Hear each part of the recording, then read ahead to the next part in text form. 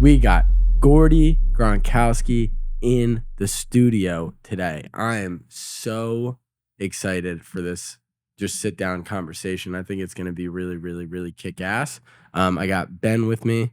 Ben, what's going on, dude? What's up, brother? It's been a minute. I love your haircut. Thank you. I like your haircut too. Thanks, Gordie. Did you not get the memo? Did you not get the? I got a haircut yesterday. Yeah, not the special. yeah. This is the haircut that's going on right now. Yeah, it's right here. Look at the side of my head. There we go. Yeah. There we go. Matching it, dude. What's going on? So how you just came back down from Boston? What, yesterday? Dude, I had to get out of there. You know, I got sucked into too much partying after the Super Bowl. Wanted to keep that party going. I'm like, I got to come down here and hang out with you guys. You know, refresh the body. Slow things down a little bit. How was Gronk Beach? It looked insane. Absolutely nuts. So Gronk Beach, it's special to us brothers, you know. And the biggest thing about Gronk Beach, it literally brings the five of us together. And my dad. I mean, my dad's more the show than anyone. He's always on stage with his shirt off with Flo Rida and Afrojack and, you know, everyone else who comes to the event. But we haven't had Christmas or Easter or a holiday together since high school. Whoa. And so Gronk Beach has been that kind of like our family party. Is that a holiday? It's like it's our holiday now. That's amazing. Yeah, so being the official party of the Super Bowl, the draft, when the occasion's right, you know, next year the draft party's in Detroit. We're not going to do a beach party, but I mean, I guess we could. You could. You could, man. Flex it out. You got sauna. Yeah, we got cold plunges and saunas, right? We'll just bring them all up there. But no, it's super special to us, and it really brings the energy together. And what's so cool about it is we talked about this as kids. Like, one day, you know, we're going to act exactly like we are now. We're not going to change the way we are as brothers. And we want to be part of the party of the DJs, be with DJs and artists. And like, how do you do that? And we didn't change. We just believed in what we were doing. And next thing you know, we started being one of the parties of the Super Bowl and NFL draft.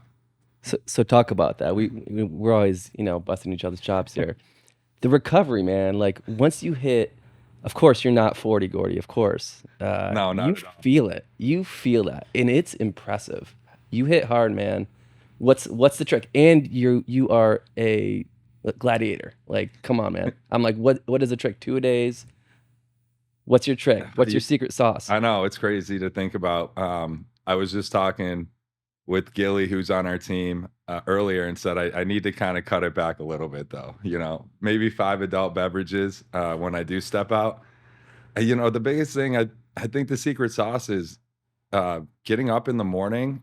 I literally take a freezing cold shower, even if I'm hungover and not feeling good or not on a lot of sleep.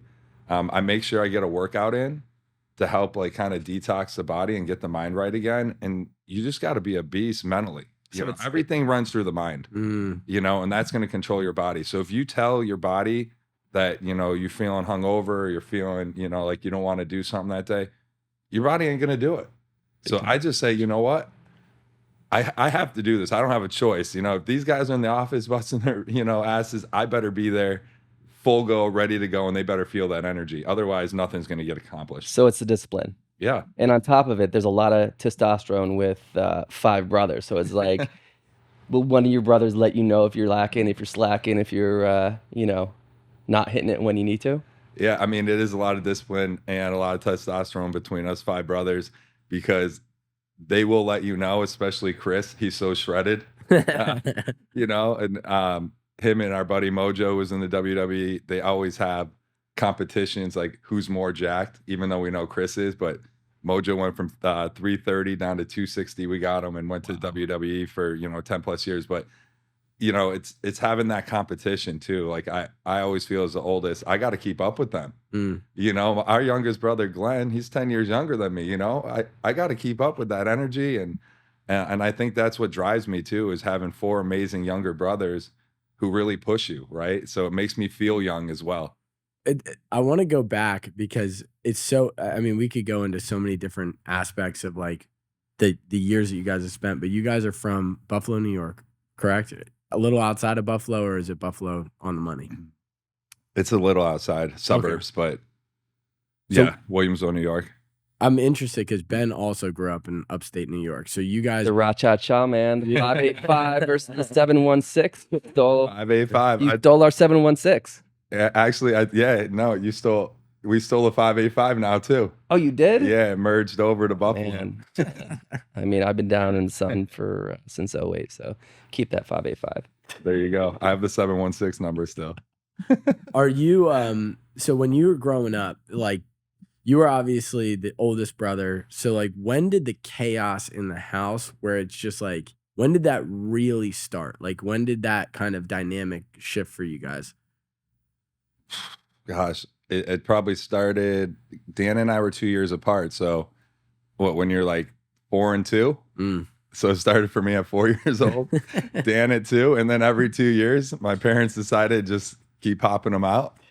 You know, Because it's cold in upstate New York. yeah. What are you right? gonna do? What else? That's what you do. Just say cozy and warm. It's That's- cold in upstate New York, so you got to keep having kids up there. That's 100%. What was it like growing up in that household though? I can imagine it was intensely competitive. And there was always this because your dad was an entrepreneur, correct? So there was also this like kind of born and bred, we fight, we push each other to the max, and we're also, you know, businessmen. Were you guys doing a Gronk lemonade stand? Like what did that look Yeah. like back in the day? Like And how I'm competitive was it? Yeah. Dude, growing up, it was like the most competitive thing ever. You had your own sports team, you know, having 5 brothers who are all 6 feet and taller, you know, 230 pounds in high school. It was crazy because literally, if we wanted to go play someone else on the street in a sport, it would just be like, all right, what bro wants to go, you know, or whoever's ready. Right. When we came home from our sporting events, school, it's whoever ate first. You know, when dad got back from work, if it wasn't there, it wasn't there. You know what I mean? And if it was put in the fridge and we ate it after, it was gone. Mom was shopping literally for all 5 of us to have some of us needed our own, you know, food, like for like diets and stuff like that. So I would have like whole milk because I needed to gain weight. My brothers would have different milk than me, and we all had our own gallon of milk for the week. Our food bill was at BJ's Warehouse was 650 plus. Yeah, it was crazy how much. Adjusted for inflation, by the way, that's probably like $1,000 a week now. Imagine my mom bringing us shopping with her at BJ's Warehouse. We got to ask her about that. Like, I remember I would hold on to the cart here. You know, It wasn't the cart. It was like the commercial grade long warehouse cart. Yeah, we had the commercial grade long warehouse cart when we were getting pushed around in the BJ's Warehouse. We had 2 of the brothers holding on, one sitting there, one in the back, and all the food. You're pretty much just buried in food. That's your seatbelt. I mean, how did your mother handle that? Like, that's a lot. 5 boys. Like, I'm assuming there was fighting all the time. There has to be. They're 24/7. I mean, you're just nicking at your brother to get him going. You know what I mean? That's just how that's how it is when you have that many brothers and sisters, and you're that close. Like, it's kind of like you're bored as a kid and you have so much energy. So what are you gonna do? You're gonna get under your brother's skin. You're gonna get under your sister's skin, and they then just get. You know, then the chaos starts, and then mom's screaming, and then, you know, I don't know how she did it. Like, literally, I have no clue how my mom handled 5 of us. Not only that, we all played 3 sports plus, you know, so to be able to make sure that we're at practice on time, you know, at school on time, getting good grades, like, I don't know. My brother Dan has 5 kids now. My brother Chris has 4, and they say how crazy it is, but they're getting it done, but I can't even take care of myself. So I don't know how I can take care of 5 kids. When did it go? Like, it was probably from the jump. It's like, we're going to participate in sports. Who set that foundation? Was it your dad? Like, were you guys already throwing the football around? Was your dad an athlete before as well? And that's what kind of set the precedent of like the Gronk fitness. Like, you guys were Gronk fitness before you guys were even Gronk fitness. So both my parents played sports. You know, my mom, as a female athlete in high school, you know, was very athletic. And then my dad played football at Syracuse. So, you know, we came from an athletic background and family for sure, right? So when we were younger, our parents put us into sports. Well, they should, because we have so much energy. What else are we gonna do? We need to burn it off somewhere. And then you just start. I don't know. When you're a kid, you start. When you're from Buffalo, you play 3 or 4 sports, right? If you're not, it's like, what do you like? One of your sports might be skiing. I was in ski club. I played basketball for the high school. I played hockey in the morning for travel. And then I played baseball, and I lettered in golf, and we can talk about that later as a freshman. and like you said, like that's just what you did. Yeah, I was the only one who didn't play football. Right. But back in the day, upstate New York, you just played sports and you hit it hard. We didn't have phones back there. No, back then, no one was sitting there scrolling. You had to be creative. You had to find shit to do. Yeah. And I mean, having 5 brothers, that's amazing. Like consistently something to do. Yeah. You had to build, and you got shit to do. Like you build the forts in the snow. Creativity. You created sick like igloos and snowmen and forts. You had snowball wars. Like mom was happy when we did that. It kept us busy. I had one brother, and I had a lot of good close friends, but I can't even imagine like Rochester, Buffalo. Like you're just getting pegged consistently with snowballs all day, every day. You're on like high alert with 5 brothers. Dude, Thanksgiving Thursday, you're always playing snow football. then you're doing a snowball war. Then you're doing sledding. Then you're doing skiing. Like that's just how it is. That's the mentality up north. I mean, I have one older brother. I can't imagine having 4 brothers. I mean, talk about you guys were fighting. Like how many? Like was it? Like did Papa Gronk come in? Was it like slapped to the back of the head? I mean, this is old school. This is the 80s and the 90s. Oh, this is old. Like there's no sink or swim. Yep. You're getting slapped. There's no there's no such thing as a free lunch. Yeah, I mean, walk us through that. Yeah, well, that's the hard thing too, because how do you keep us all in line? You have to do it somehow, right? So, my mom had this green spoon, and if that came out, oh shit, you're in trouble. You better start running, And then if she has to get dad involved, it's done. It's over. You're done. And a lot of times it came, if the language that was coming out of your mouth at a young age wasn't, what should have been said. Yeah. That's when the bar of soap came out. Oh shit, the soap. Yeah, you got the soap treatment, and they made you. They opened your mouth up. They got that bar in there, and so you guys were between your teeth, and it didn't taste good, and you know what? It taught you a good lesson. But I mean, it didn't stop the action though. Like you guys were still, you guys were still getting after it. It wasn't. I mean, we're always going to get after it, but it's happened a few times. But you just don't want. When that's happening, you don't want that, right? And that don't taste good, and it's stuck in your teeth, and it's bubbling up. After tears. Oh yeah, and you got brother. You got to hold. You're laughing at first because your brothers think it's funny that you're getting the soap treatment. But you know what? Is that once it starts happening, you're crying. Yeah. You're not happy. What was the values that your parents instilled in you guys like right away? So what was the Gronk family value system that your dad and your mom? Was it like because obviously you're not gonna never get in trouble. What was like the thing that it was like this doesn't fly in this hard house? no. Yeah, hard nose. Like what was the line in the sand? So the biggest thing when fighting with each other as brothers is you can't hit above the neck and you can't hit below the waist. So that was literally the hard no, that we couldn't do if we were battling each other. So what happened was our father created a game called Zoom Zoom, and so we would grab pillows. And we would actually, almost like you have your car, Zoom, you have your snowmobile or whatever you wanted to name it. And we line up in corners with our friends and brothers. And you would just start winding up your own little cushion, You're getting all jacked up. The energy's high. And this is what kind of helped us relieve, a lot of that. Yeah, a lot of that energy we had. So we would just fly into each other. We'd go 2-on-2 or 3-on-3, or we would all just crush and run into each other until that person got, knocked down. Once you got knocked down, you were out. then you line back up and you run into each other again. It's almost like when you run around the table and you get in the seat. What is that? Ring around the Ring rosy. around the rosy. Yeah. Except it was zoom zoom. Okay. Yeah. Jesus And Christ. dude, the hits that were, the hits, we just, sometimes you go 2-on-1 on someone, you just get crushed, right? Absolutely laid out.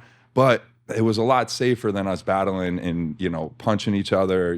We had cushions. So it was awesome. It felt a lot better Yeah. when you got laid out. And that's the thing. It's so funny to hear these stories now, because in this day and age, it's, like how much is that really happening nowadays? It's like just the bar of soap thing. People are like, "Oh my gosh, that's so horrible." It's like, but to deal with that amount of testosterone, that amount of brothers, it had to be a competition between you and your parents of how drained, how spent can they be at the end of the day, so that we don't have to deal with these headaches. Pretty much, right? Yeah. I mean, that's what just kind of, those were like the hard no's, but when you go back to it, they really instilled discipline. They really taught us how to be thankful. We were never really given anything. We had to work for everything, whether it was chores, they gave us a lot of chores that we had to do. You don't realize what that is teaching you at the time. And then when you get older, you realize how thankful, you are for those learning lessons as a kid, and sometimes that takes a while, because you just don't, as a kid, we all know no one wants to do the dishes and fold the clothes. Like we're athletes. That's the last thing we want to do. But that taught us some very valuable lessons as we got older and how to be thankful. The other thing was there were so many people bringing us to practice and people helping my parents out, which you don't realize. You just think those are your friends. They're going to pick you up that day. Everything's cool. But that's still someone else going out of their way to take care of you, to make sure you're at practice. And my parents were always so thankful, about people helping us out. At the time, you don't realize, how much energy and how much work that takes. But they really taught us how to be, thankful and give back. And a lot of that leads to the energy. The reason we have the positive energy we have today and the way we give back today is because of all those valuable lessons that we learned as a kid. That's beautiful, man. Yeah. I mean, it's all gratitude, right? If you live in a space of gratitude, that projects in everything that you do. And first time I met you, man, you're like super positive, like energy was there. We were getting it done. 1, 2, 3, transparent. And you can tell how that was instilled. And it's an interesting perspective, because when you have that much of that amount of chaos, you have to be able to withstand some basic core foundations, core principles that you run your family off of, because at the end of the day, it's like the parents are outnumbered. So they say it's like it takes a village to raise a family. That's the name of my mom's book, by the way. What? Outnumbered. Oh my gosh. I can't even. She is a saint. I've never met her, but she has to be just an absolute saint to deal with that chaos on a day-to-day basis. What was, when you guys started getting into sports, when did your parents start to recognize, okay, wait a minute, this isn't just a family of chaos. This is a family of professional athletes that we're kind of raising. And was that precedent set from the jump? Like, if we're gonna do something, we are going to try to be the absolute best at it. You know what's funny about that is I don't think our parents thought any of us would be potentially pro athletes. The biggest thing for them was to get us through school, and hopefully if we could get a scholarship, that would just help them out. You know what I mean? And if you can get a good education and do what you want to do, that's amazing. That was kind of step one, is to get us to college and hopefully get our education paid for. If not, you just figure it out. But fortunately, all 5 of us got Division I scholarships. No one paid for school. We saved them a lot of money. We saved ourselves a lot of money. But that also comes with hard work. Yeah. And that comes with a lot of dedication, behind the scenes, in the morning, the practice is late, the fitness and the working out at home that people just didn't see. So that, a lot of that. What was I forgot our question now. It's interesting because there's such a brand. Oh, talking about this pro sports. Yeah, because there's a brand that you guys have built around, good energy, positive vibes, like all these things. And what people will discredit is the fact that each one of you guys have this this determination, this work ethic that you discredit it because you see everybody's a professional athlete and you're like, oh, they were just born for that. It just happened. Yeah, but that's not. Yeah, we were definitely not born to potentially be professional athletes. If you saw us as kids, we were skinny, we were lengthy, we were goofy. We had to do a lot of work around our feet. So we actually hired a foot specialist to help work on our footwork and train on our footwork, because that's what helped us be more coordinated. And if you know about dancing and like running and any type of footwork, it's really good for your mind and your body. Yeah. So that kind of helped us develop into just looking more athletic. Sometimes I see people my height, I think they're a lot taller than me, but they're just kind of like go gadget, right? Mm-hmm. And I'm just like, how much taller is that person than me? Yeah. They're like, Gordie, you're actually taller than them. And I'm like, wait, what?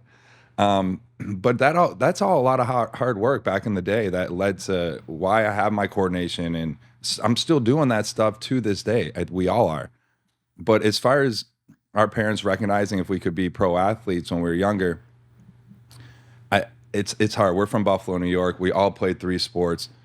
They're realists. They looked and they go, hey, look at these people from Texas, Florida, California. They're playing baseball year round. They're playing football year round. These athletes, these kids are on a different level. Mm-hmm. The coaching, is on a different level. When I played baseball, we went 12-3 my senior year, and I think 6 of my games were in the snow, or it was snowed at some point during the game, right? And we went 12-3. Yeah, I was like, this is ridiculous. Like, who's going to come recruit you up north? No one. No one came to recruit us for football. No one came to recruit us for baseball. We were above average athletes, but we're not like, hey, you got to come see us and bring, we got to go to school here. We earned it. And so I don't think from there, I think they were just hoping, hey, we go to a school, we get a Division 1 or 2, 3, scholarship, great. Good education, awesome. I don't think from there, they would ever think 5 brothers would go and play pro sports. Like, let's be honest, there's no way in their mind or any of our minds that would happen, right? Yes, I agree, but also just what you just said about the regiment and the fact that it was, I wasn't there. I can't speak on it, but it sounds as if, was it kind of militant in terms of you guys were on a kind of strict schedule from when you started those 3 sports until pretty much you guys went off to college? Like, it was a very strict schedule. Yeah, everyone played different sports, right? So I was in ski club. I never played football. One of the craziest things, actually, this is nuts, like wild. My parents wouldn't let any of the brothers play football, none of them, until at least the 8th grade. What? At least. So none of my brothers ever played football at all, and they didn't really have the flag football like they do now, to protect these kids until 8th grade. Which is nuts because they only had 4 years to really learn the sport and then still be able to go to college to play at an elite level and then all go to the NFL, which is almost, and to come from Buffalo, New York, Right. Upstate New York, if you're from there, the grind, it's pretty crazy to think about. And the chances of that ever happening is like almost slim to none, right? I think they had something on it. It was like 1 in something ridiculous million, like 5 or 6 million, right? But it's probably even harder knowing where we came from, those odds of 4 brothers playing the NFL and 1 playing pro baseball. It's crazy to think about. And it's crazy that they never even, they weren't allowed to play until then. And I think, because my dad played at Syracuse, he saw, hey, the game's changed, and I want to protect my kids and I want to make sure that, they're healthy and developed before we start throwing them into, all these little league, pee-wee games where people are tackling wrong. There's bigger dudes that, they're hurting. You're getting hurt, right? So that's pretty crazy, though, to think about, too.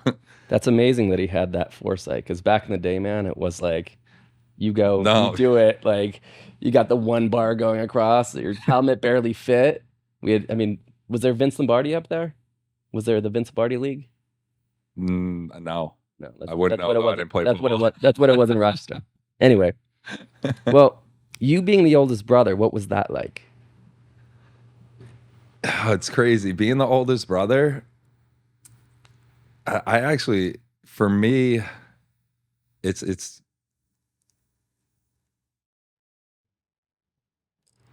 crazy because I'm the only one who didn't. I played baseball, right? So like I didn't really realize what that meant until I went to college. But I think I'm actually. I'll take a step back. I think my brothers looked up to myself and Dan because of what we accomplished after high school. And that led to my brothers understanding that we can leave home and be successful. And coming from upstate New York, it's really tough to get out of there. We could have easily went to the University of Buffalo or RIT or U of R or Brockton. And there you are, you're at home and you're getting sucked in from bad energy and people just going out 24/7 and drinking. And I would have sucked my brothers into that crowd. So true. And they probably wouldn't have got out either. So all of us, you know, being older, but I got it from my pops and my mom and said, listen, if you want to play baseball at a different level, if you want to play a sport at a different level, you have to leave Buffalo.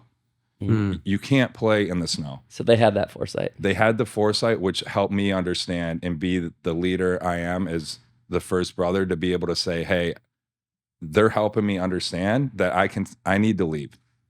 Well, and once I made that decision to leave, go to Florida, walk on, be freshman player of the year, set every record I possibly could as a freshman, which is one of the best feelings in the world, and earning a full scholarship, they're like, we can leave, we can do it. You know what I mean? And then Dan goes to Maryland, Chris goes to Maryland, transfers with Rob to Arizona, you know, Glenn goes to Kansas State. And these are all top 25 Division I programs.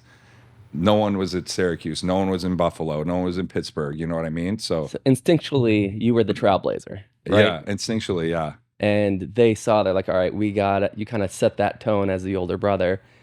We got to get out of Buffalo, or we're going to get trapped in, like you said, it's not that it's negative, but there's that like upstate New York vortex. It's really, really easy to get pulled into it. Yeah, because I don't want to ever use negative, because Buffalo also, it taught me who I am. It teaches you that grind. It's like the grit, man. Dude, you're outside in the snow. There's very little sunshine. It's, you know what I mean? They're like, you have to figure things out if you want to get to the next level. It's just the grit and the grind, and that's what makes us the people we are today, and why we're so passionate. And I think that's why I have way more energy. I come down to where all the sunshine is, and I'm like, dude, let's go. But that's actually something that I want to drill in on, because you guys have an energy. You have an aura about your entire family. The energy, the positive like vibrations that you guys give off. That being forged in a place like Buffalo, New York, makes so much more sense, because when you're waking up and it's cold, were you guys the class clowns, like as a collective? Like, were you guys the one that was always cracking the jokes and always like being kind of the morale boosters for your individual teams that you guys played on? You know what? I definitely wasn't the class clown, or, you know, I was pretty humble and quiet, me personally. I would say that Chris and Rob were probably more of your class clowns. They always had those one-liners. You know what I mean? And whether it drove your friends nuts and you just wanted to try coming over the top, or it drove your teacher nuts. You know, I was, you know, they were so close in age, so they always did everything together. So I didn't experience as much of that with them. I just heard a lot about it, you know, from college, and, you know, them getting not in serious trouble, but like, you know, they would rub some people the wrong way just because they were funny. They're brothers. They stick together. They had each other's back, right? So, you know, that's for me. I was way quieter, and, you know, and I got a lot more of that energy out of me, and became more like public speaker, and talk more as I got older, you know. And actually Chris did too, you know. He went on Shark Tank and absolutely killed it, but, you know, he was quiet in school too. But they just had those one-liners that were insane. I don't even know where they come up with this stuff. It's interesting because your guys' it didn't just happen as you guys, you know, become these, the entire family goes into professional sports one way or another, but then you guys build this massive brand around your name.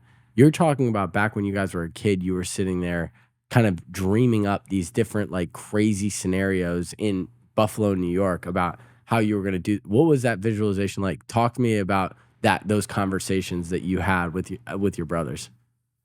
So 33 years, our family's owned G&G Fitness, which is Gordie and Glenn, which is my name, my youngest brother's name, but my dad's name and his brother's name. So crazy story is my dad and brother are like, hey, both big dudes. My uncle's 6'8", 330, you know, played college football as well. My dad, 6'3", at the time, 285, big football lineman, you know, so absolute beast. And they're like, we want quality fitness equipment in Buffalo. Where do you go to get it? I have to go to Pittsburgh, Pennsylvania to get something decent for my home, right? So they're like, let's just start a gym. Like, you come into our store, you buy treadmill, elliptical, stuff for your home that's high end. Well, they both started doing that, put all the money they ever had together, which was like nothing. I think like 15, 20 grand. At the time, that's okay. 33 years ago, you might be able to make it work. And my uncle and my dad, they talked to each other, like, they told me a story like, dude, like, this ain't gonna work. Like, we can't be working this other job. My dad had 4 kids at the time. Rob was just born. He's like, I don't know how I'm gonna do this. My uncle's like, well, I was hoping you said that. He's like, I kind of wanted to be out. My dad's like, whatever, I'll take it. I'll run with it. So my dad ran with it, started one little store. It ended up going to 2. He opened one near Syracuse where he went to college. Opened 3, 4, the economy was good. Here we are 33 years later, you know, 14 retail stores, top 3 largest fitness distributors in the United States. We literally design gyms from beginning to completion. We're your one-stop shop. We design the gym, we sell you the fitness equipment, we deliver and install it, and then we service it. We have an amazing service team that's open from 8 a.m. to 6 p.m. And if there's a problem, we're on it. Last thing people want to do is wait on 1-800 numbers. You know, there's problems all the time, right? And we're the ones that take care of it by having our own call center. We realize how important customer service is to the end user, and that's why we've been so successful. High-end quality fitness equipment and customer service. And 33 years later, we're getting done with pro sports and jumping back in, you know, with that, which is really freaking cool. But I would say the biggest thing when we were younger is our gym at the high school, and I'm sure you guys upstate New York, the gyms, garbage. Rust everywhere. Rust everywhere on the dumbbells. They were intimidating. You don't want to go in there. Females would never want to go in there. Me alone, who was lean and skinny, I was looking at these bigger dudes with rusted out plates, no benches, like just going in there, throwing up weight. And I'm like, no. Huge liability. Yeah, liability. I'm out of here. Benches dipping. Dad, can you get in here and put a gym? No, they can't because it's a conflict of interest. Like, come on. Like, we could be putting in a brand new custom gym, but people say it's right. You know how it is. So anyway, this is public schools too. Yeah, public schools. So here we are. He's like, you know what? We'll just put a nice gym in the house. So then what happens? Our friends start all working out at our house. So now, you know, you have your brothers, you have your friends. And that motivation, though, was crazy. Because if I didn't have my brothers, like my brother Dan, he was like 6'6", beautiful hair, handsome, starting all my varsity teams. And I'm like, he's getting all the cheerleaders on my team. You know, I'm like, I was like, dang, dude, I got to get like more jacked and shredded, right? Like, he's 6'6", like 230, and I'm a $195. And my dad never forced fitness on us. They just said, here it is. If you guys want to do it, it's down in the basement. And I'll teach you how to do it. Low weight, high reps, good form. You know, we don't want anyone to get hurt. You guys are growing quick too, but it's important. Fitness was important. And when I saw how successful my brother was having, all the success he was having, my brother, Dan, I was like, you know what? I'll come and join you. So that push from each other as brothers was critical in our success too, of getting to the next level of sports. My mind, like now every day, I can't start the day without working out. Like the endorphin rush and the energy you get is so crazy when you get a workout in first thing in the morning. It's like a whole different day. Mm-hmm. And so you were asking earlier, like, how do you have so much energy every day? It's because I start my day off with a sick workout. It's true, man. Yeah. And that's your coffee. It is. Morning. I don't drink much coffee until you made me that beautiful glass of coffee. So thank you. Brother. Yeah. Now I'm flying even higher right now. So what I'm hearing is it was habit. You know, you started this at, you know, your old man basically ingrained that health, fitness, wellness at an early age, you know, serendipitous. He had started this company from zero, basically put everything on the line. So all that kind of seems like you saw the discipline in your old man that translated into fitness, You had, he invested in this incredible gym in your house, and it became part of your routine. And it sounds like it's translated, not only throughout your childhood on the field, as you're getting older. That's just, that's a hard no. You have to get up, you have to work out. And it's a bit serendipitous how like all that was aligned in parallels. And not only is it the training, but how that's translated in your professional path and entrepreneurship. So it's a blessing. Yeah, it is for sure. And I don't know, it's part of the routine in your life now, right? And I think it's all the brothers, right? And people are like, how are you guys so shredded, or what are you doing? It's not easy, don't get me wrong.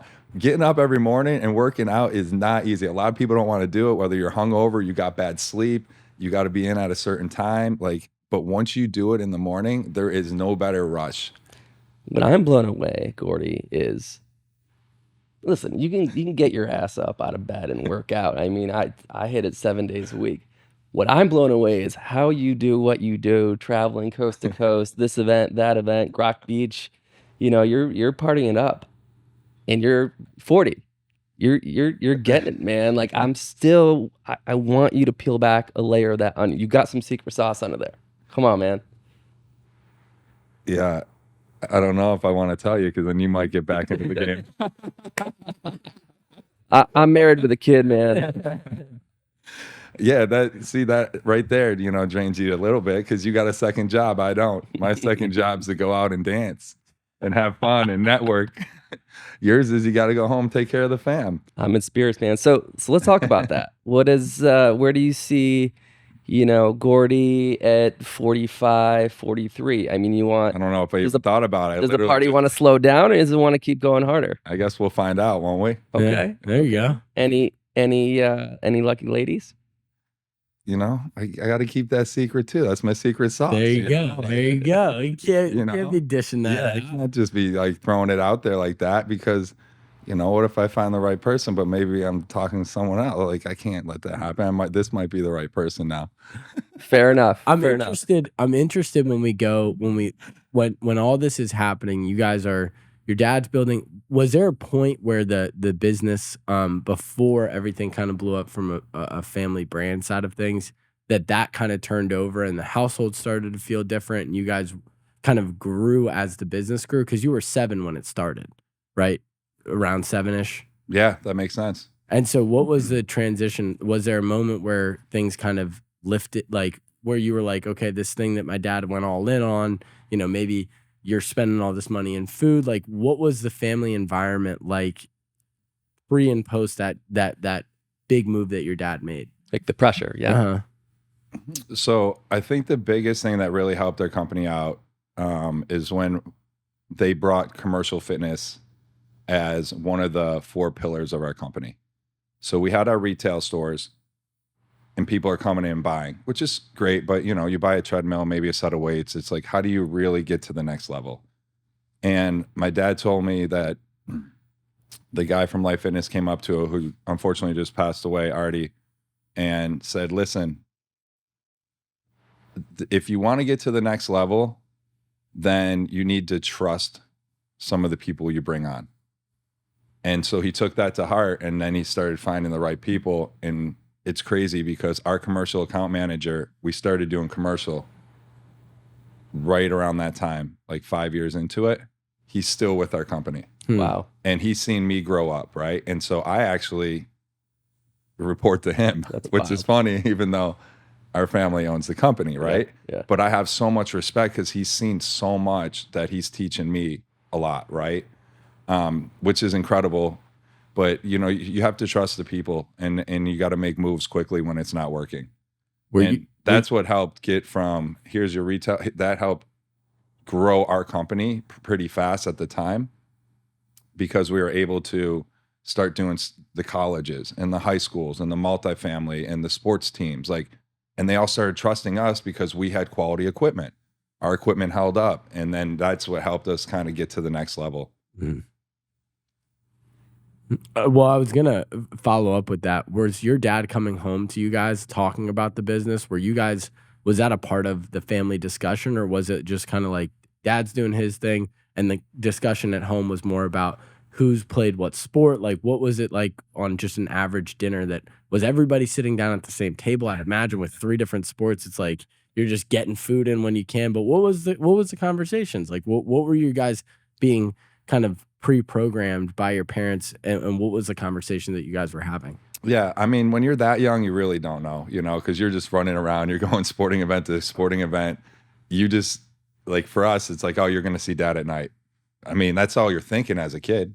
He's out there working. Mom's full-time working on us 5. I mean, you got 2 full-time people because she's got to get us to 5 different events. That's a full-time, maybe it's 2 full-time jobs. Yeah. Or 5 full-time jobs with 5 of us, But coming back, like, we didn't really sit there and have family dinners because everyone's playing a sport. Everyone's doing something. We have a paper route. But the way that business transitioned for us is Pops got us involved with the company. And so, like, if we had a paper route, which was great. You learn a lot of discipline, how to come home from school, make some money, and then get back to school to, for your practices, your games, whatever, which was great. But then we got involved with the company. And what I mean by that is we started doing deliveries, or we started doing service, right? So then we learned how to use tools. We use how to customer service, to be on time, to make money, to manage your schedule. And then we learned how to build treadmills, ellipticals, bikes. So, that's pretty cool for me now because I can go build pretty much anything. And if you asked me back in the day, I had no idea what a tool was, or what a hammer even was. So you had those lessons at a young age, all your brothers.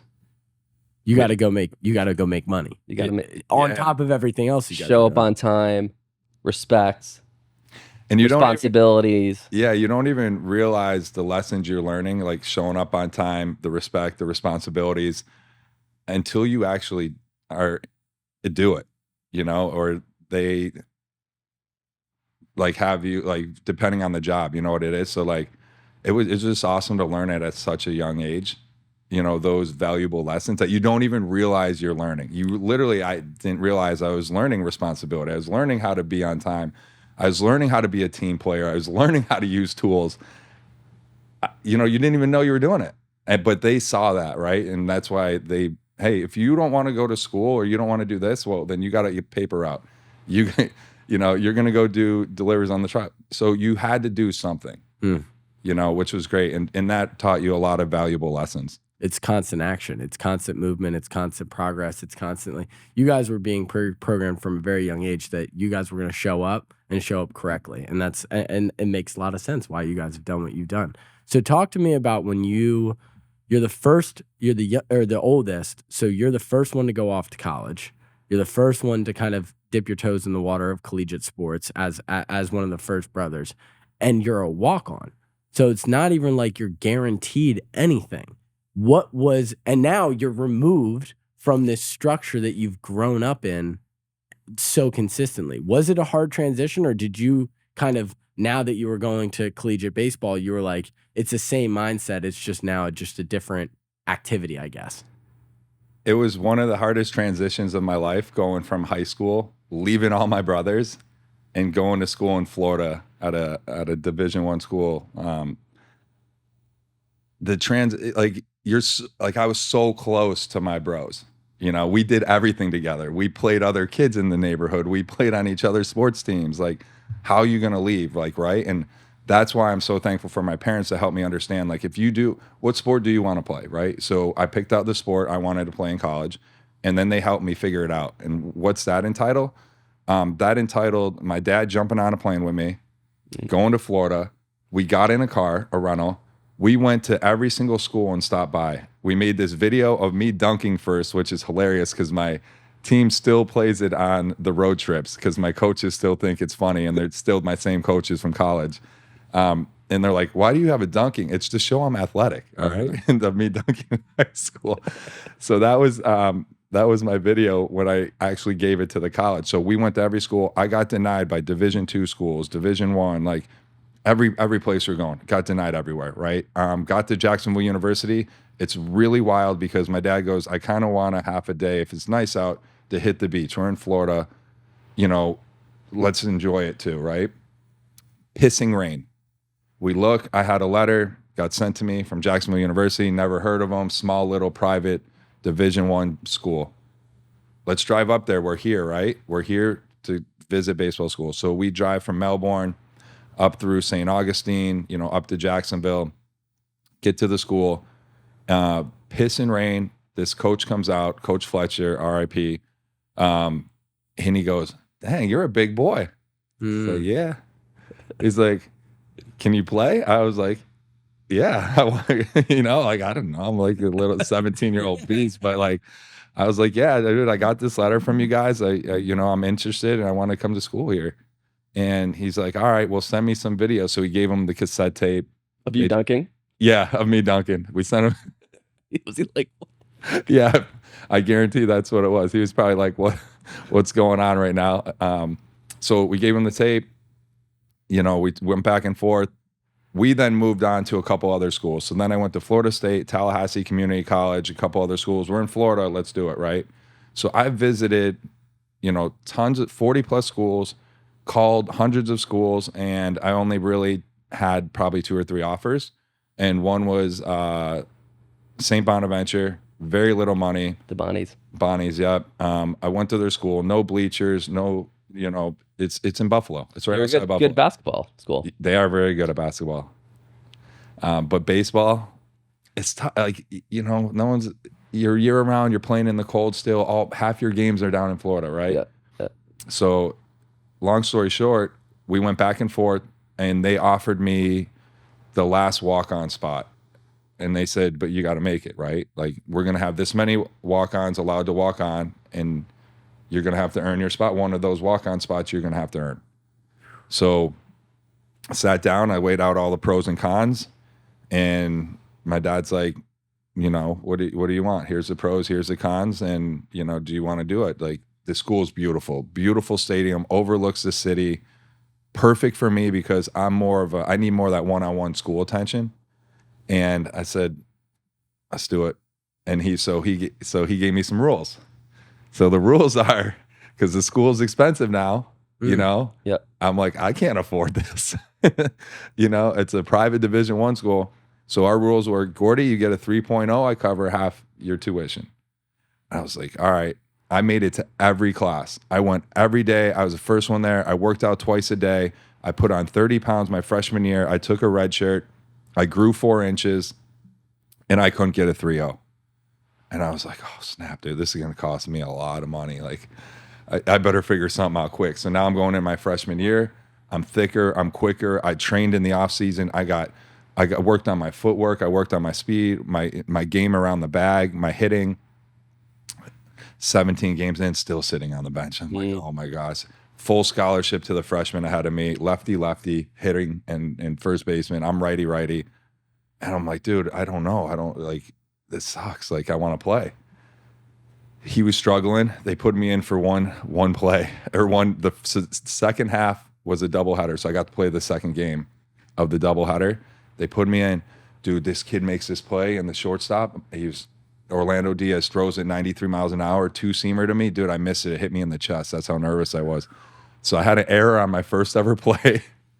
First pitch, I try going Yahtzee. The kid robs it at the warning track. So I'm 1 pitch, 1 out. Kid catches it with an error. I'm shaking, But I'm like, dude, settle down. Like, you work this hard to get where you are, And so my next at bat, I get up there, I strike out. I'm like, oh, this is bad.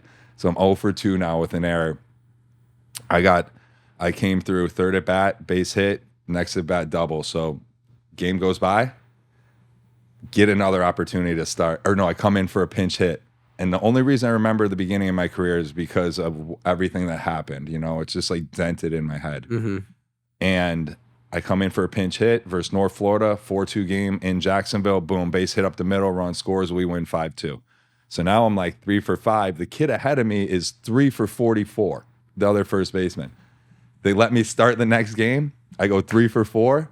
Dude, I was already 6. I was like, 6 for 9 hitting with 2 walks. So like, it was crazy. And I already had more hits than him. Never looked back. I broke every freshman record there ever was. We made the conference tournament, 6 out of 14 teams. We won the conference tournament. I was the first ever freshman to win MVP of the conference tournament.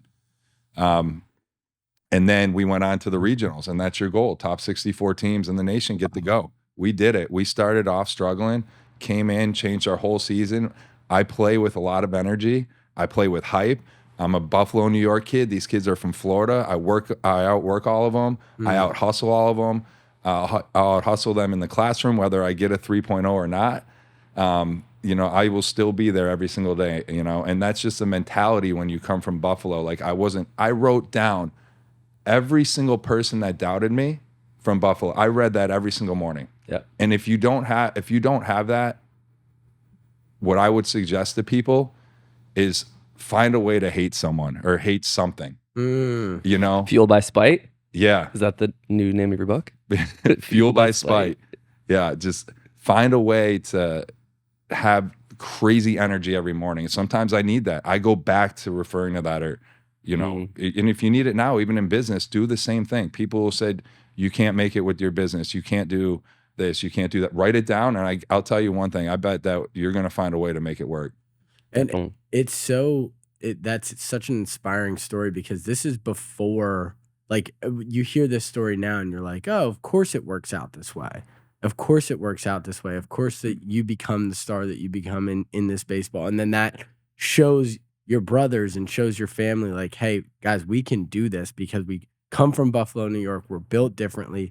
We grew up with habits that seem normal to us, because what you just talked about, all that effort that you were putting in, the 3.0 GPA, or at least attempting to get that. And then you're also sitting here saying, if I don't get a scholarship, I'm about to be insane. Did you ever get your scholarship? Yeah, so I forgot to bring that up. So I kept getting right around a 2.6 to 2.8 GPA.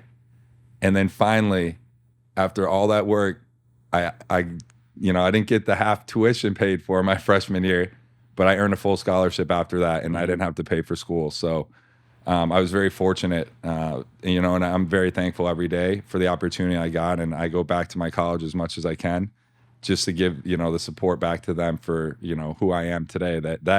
That 4 or 5 years made me the person I am today. Mm-hmm. How much is that mental toughness you talk about, like that upstate New York, brothers growing up, your dad's story? I mean, how much did that get ingrained in you? I mean, and how do you think that translated in your experience, like hearing that inspiring story on your first year on the team? Where is the core of that mental toughness, and how do you pull it out? How do you keep that? How do you use that as your superpower? Yeah, like we were talking about, I try to use mental toughness as my superpower, and a lot of it is because we are from upstate New York, that grind, the grit. But what I noticed the most is my roommate, my freshman year, was a 10th round pick, 350,000, throwing 94 miles an hour, 6'6", absolute beast, right? He goes to Jacksonville. You should come out of their top 3 rounds now. You're going to a major Division I program for baseball. Because I feel like where we're from and the way we understand how hard it is to get to that next step, these kids who are all from Florida, including my roommate, were just falling off left and right. Soft. Failing out of school, not getting to class, getting into drugs, getting into trouble. And I truly believe, because of, coming from upstate like that and having all my brothers around me, that grit and grind helped me get over that edge and not fall into that trap. And do you feel you didn't want to let your brothers down, your family down? I feel like I didn't want to let the people who gave me the opportunity to get there, which is my family and my brothers and my mom and dad and the coaches who gave me that shot. And now it's, my teammates who truly believe in me because they see my effort and my grind. Most of these kids are Florida kids. They're playing baseball year round. They were way better than me. There should have been no reason I had the opportunity, if those kids took care of their business the way I took care of mine, that I should have ever even played in a game. So you actually use that against them. You saw that. You're like, listen, they're waking up at 8 o'clock, maybe training 30 minutes. Guess what? I'll get up at 6 and I'll train 2.5 hours. Right. They weren't even showing up for training. I would get another training class. I'd get another study session in at the end of the night. Do you think I want to do all this? No, not course always, not. but I had that list next to me too of everyone who doubted me. So I was going to find a way to get it done. But also that mentality and that attitude, it rubbed off on my brothers, Yep. and then that they can see like, dude, if Gordie can get out and do this and be an absolute beast and be this successful, and we're going down to his games in front of 3, 4, 5,000 people versus Florida State, Miami, Stetson, Central Florida, Georgia, we can do it too, right? So it's like, that whether I had brothers or not, that was, I had that list next to me that wasn't going to let me down. But that's scary. You didn't have anyone to pave the way for you. Right. So you were like that first, fresh out of water. How does this work? What do I have to do? Your brother, you were really the one that your brothers were looking up at. I would like, say, how do you do this? How does this work? And you just, you hustled your ass off. You grind. Yeah, you grinded. I would say, I kind of paved the way for my brothers as far as understanding that you can leave home and be super successful, right? Whether it's with business, whether it's with sports. But I would also say that my brother Dan led the way for football. Mm-hmm. He really was an absolute beast in the gym, on the football field, and all my brothers love football. So they really looked up to him like, hey, Dan's going to Maryland on a full scholarship. Although it's very similar story to mine. He only had 2 scholarship offers, and he got a late one from Maryland. But it was that grit, that grind, what they saw in him. The biggest thing with Dan is he's a very intelligent kid. He had a super high GPA that would raise Maryland's GPA as well. And they saw that he went there as a quarterback. And you know what? He was able to transition to tight end and get drafted to the Detroit Lions as a tight end. Yeah. So, that's the way, like, I helped lead, leaving the home, but, he led in football for sure. But, and it's the conversation that you just had there. That was the conversation when you went home, I'd imagine. You get home, things, when you leave for school, things are up in the air. We're not really sure. Like, this is what we have to do. This is what we have to set out to do. And then you're probably coming back being like, these Florida kids, man, we can do something. We can do something. Like, just because we come from here and just because we have a competitive advantage. When did you realize that? And was that a conscious conversation that you guys actually had where you were like, holy shit, we might be tougher, harder working than pretty much anybody we can put ourselves up against? Yeah, I mean, that's just the attitude you have coming from up north. That doesn't mean every kid in Florida is like that, right? Because there is some incredible players in Florida that will just grind it out like you do. And because they've been there year round, they already have an edge on you too, right? And if they have that attitude that I did going into, then they're really going to be successful. So it just depends. You gotta want it, and you got to find a way to want it. And if you can't find that way, it's going to be tough because nothing's easy. Just because it looked like I was having so much success on the baseball field and in the classroom and not having to pay for school and people following, watching me. Yeah, I didn't make it to the MLB, but I had a lot of people who were pulling for me to make it to the MLB because of where I was from. And they were following me for years and years and years through college, through the minor leagues. And I wanted to win for those people. I wanted to get to the MLB because of them. Unfortunately, because of a couple back surgeries, I wasn't able to get there. It had nothing to do with anyone except, my health issues. So that, it just depends. Like, it's not everyone though. But you got to find that grit and grind, you got to find it if you're not from up north. So then you guys transition, you play 5 years at JU. You play 5 years at JU. Then you go to the minor leagues. What was that transition like? Now that's another big transition, right? You go from high school, leaving your family and brothers, and everything you're used to having, a nice house, homemade food every day, to college. And now you're going from college to the minor leagues. And baseball is probably the easiest sport to get drafted, hardest sport to make it to the MLB. Because every person, no matter what, if you're the first rounder, you're the 10th, the 50th, free agent from, different countries, it doesn't matter. You're all starting at the same spot, which is crazy because when you get to spring training, they're just trying to figure out where to put everyone. Rookie ball, single A, double A, triple A majors, right? And then a lot of guys get cut as well. That transition for me from Florida to Arizona was really interesting. Obviously, I was more polished, mentally and physically. But when I got to Arizona, the way the heat hit me, the first like 2 weeks of spring training, I was like huffing and puffing, and I'm in great shape. I just came out of college baseball. I'm like, how am I struggling right now? Like, this is tough. And now that's another challenge, right? So now it's like, how do you figure out the transition of taking care of your body with nutrition, with fluids? How do you keep up with, now you're in a different level. Every kid's throwing, 93 to 98 miles an hour. College, you see some of those guys, you don't see all of them, right? So now you're on a different playing level. And so now you got to try to figure out how to hit with a wood bat over a metal bat versus 95 miles an hour. Which that was a whole nother challenge inside of itself. How do you elevate that game? It was interesting. Unfortunately, I got hurt my first year. I only played, I had like 25 at bats, and I just went 8 for 8. I started off like 0 for 17, and I went 8 for 8. So I was 8 for 25, and I was just warming up. And it was hard because there's such a bigger, juicier spot on a metal bat versus like a wood bat. And so now you got to learn how to hit with wood. And it just took me time. But once you figure it out, it is one of the most beautiful feelings in the world. Like, you hit a home run with a wood bat, and the way it back spins off and it hits the sweet spot, it's like, it's unbelievable. Like, you run around the bases, it's only you know what I mean? It's such an amazing feeling. But the transition was hard. I dealt with it in a couple different ways. One, I try to stay as clean as possible. I didn't go out at all.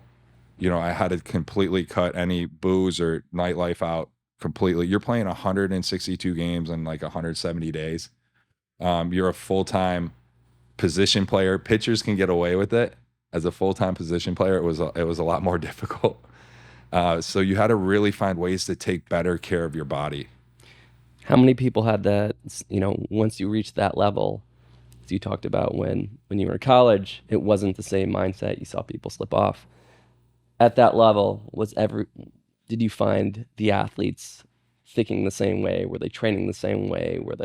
Or some were just naturally gifted, they were still doing their thing, they were partying, they were enjoying that life? Or was everybody pretty on the straight and narrow? No, when you get to the minor leagues, it's very similar to like when I got to college, but just in a little bit of a different way. And what I mean by that is, these guys are all trying to make it to the MLB, right? But when you're making very little money to support yourself and your family, things change quickly. So guys were falling off just as quickly as college because of that, for the most part. How much money were you guys making, by the way? I made $900 a month. So after taxes, you can probably figure that out. We did get a per diem on the road, like $120 to eat on a 3-4 day road trip. Oh my God. Being 6'6", 240 at the time, it's tough. I could spend that money on 1 or 2 meals. So eating McDonald's and In-N-Out Burger and Fazoli's and all these quick fast food restaurants, that's not the energy you need in your body while playing. You're cramping up. The beverages they had in your clubhouse weren't the best for you, even though you thought they were. These energy drinks, and you're like, dude, yeah, you just don't know. And you start to learn that as you get older, and they do a lot better job now. But this is what you're getting fed. You don't have much money. I'm a big dude, and it gets caught up quickly. And you see a lot of guys start falling off, whether they're getting married, whether a lot of people can make more money. They don't need to be in the minor leagues, right? So why are they going to chase their dream if they're from Yale or Harvard and they can go make $300,000 right out of college? What are you doing, right? So, it was a different way of people falling off versus college. It was usually you didn't show up for school or class or, get to the gym. Where here people are falling off because, they're, girlfriends, family, circumstantial, money, What kept you motivated if the money was so light? What kept me motivated is I honestly, truly thought I could make it to the MLB. My second year, I had one of the best minor league, years out of most minor league players will ever have. The way I hit, the way I felt. It was my back, truly. It was my back surgery my sophomore year in college, but then I ended up having another one 2 years ago. I heard it again. I swung, I felt it pop, and I was like, what am I going to do now? It's one of those feelings, like, you just know, because it happened to me already.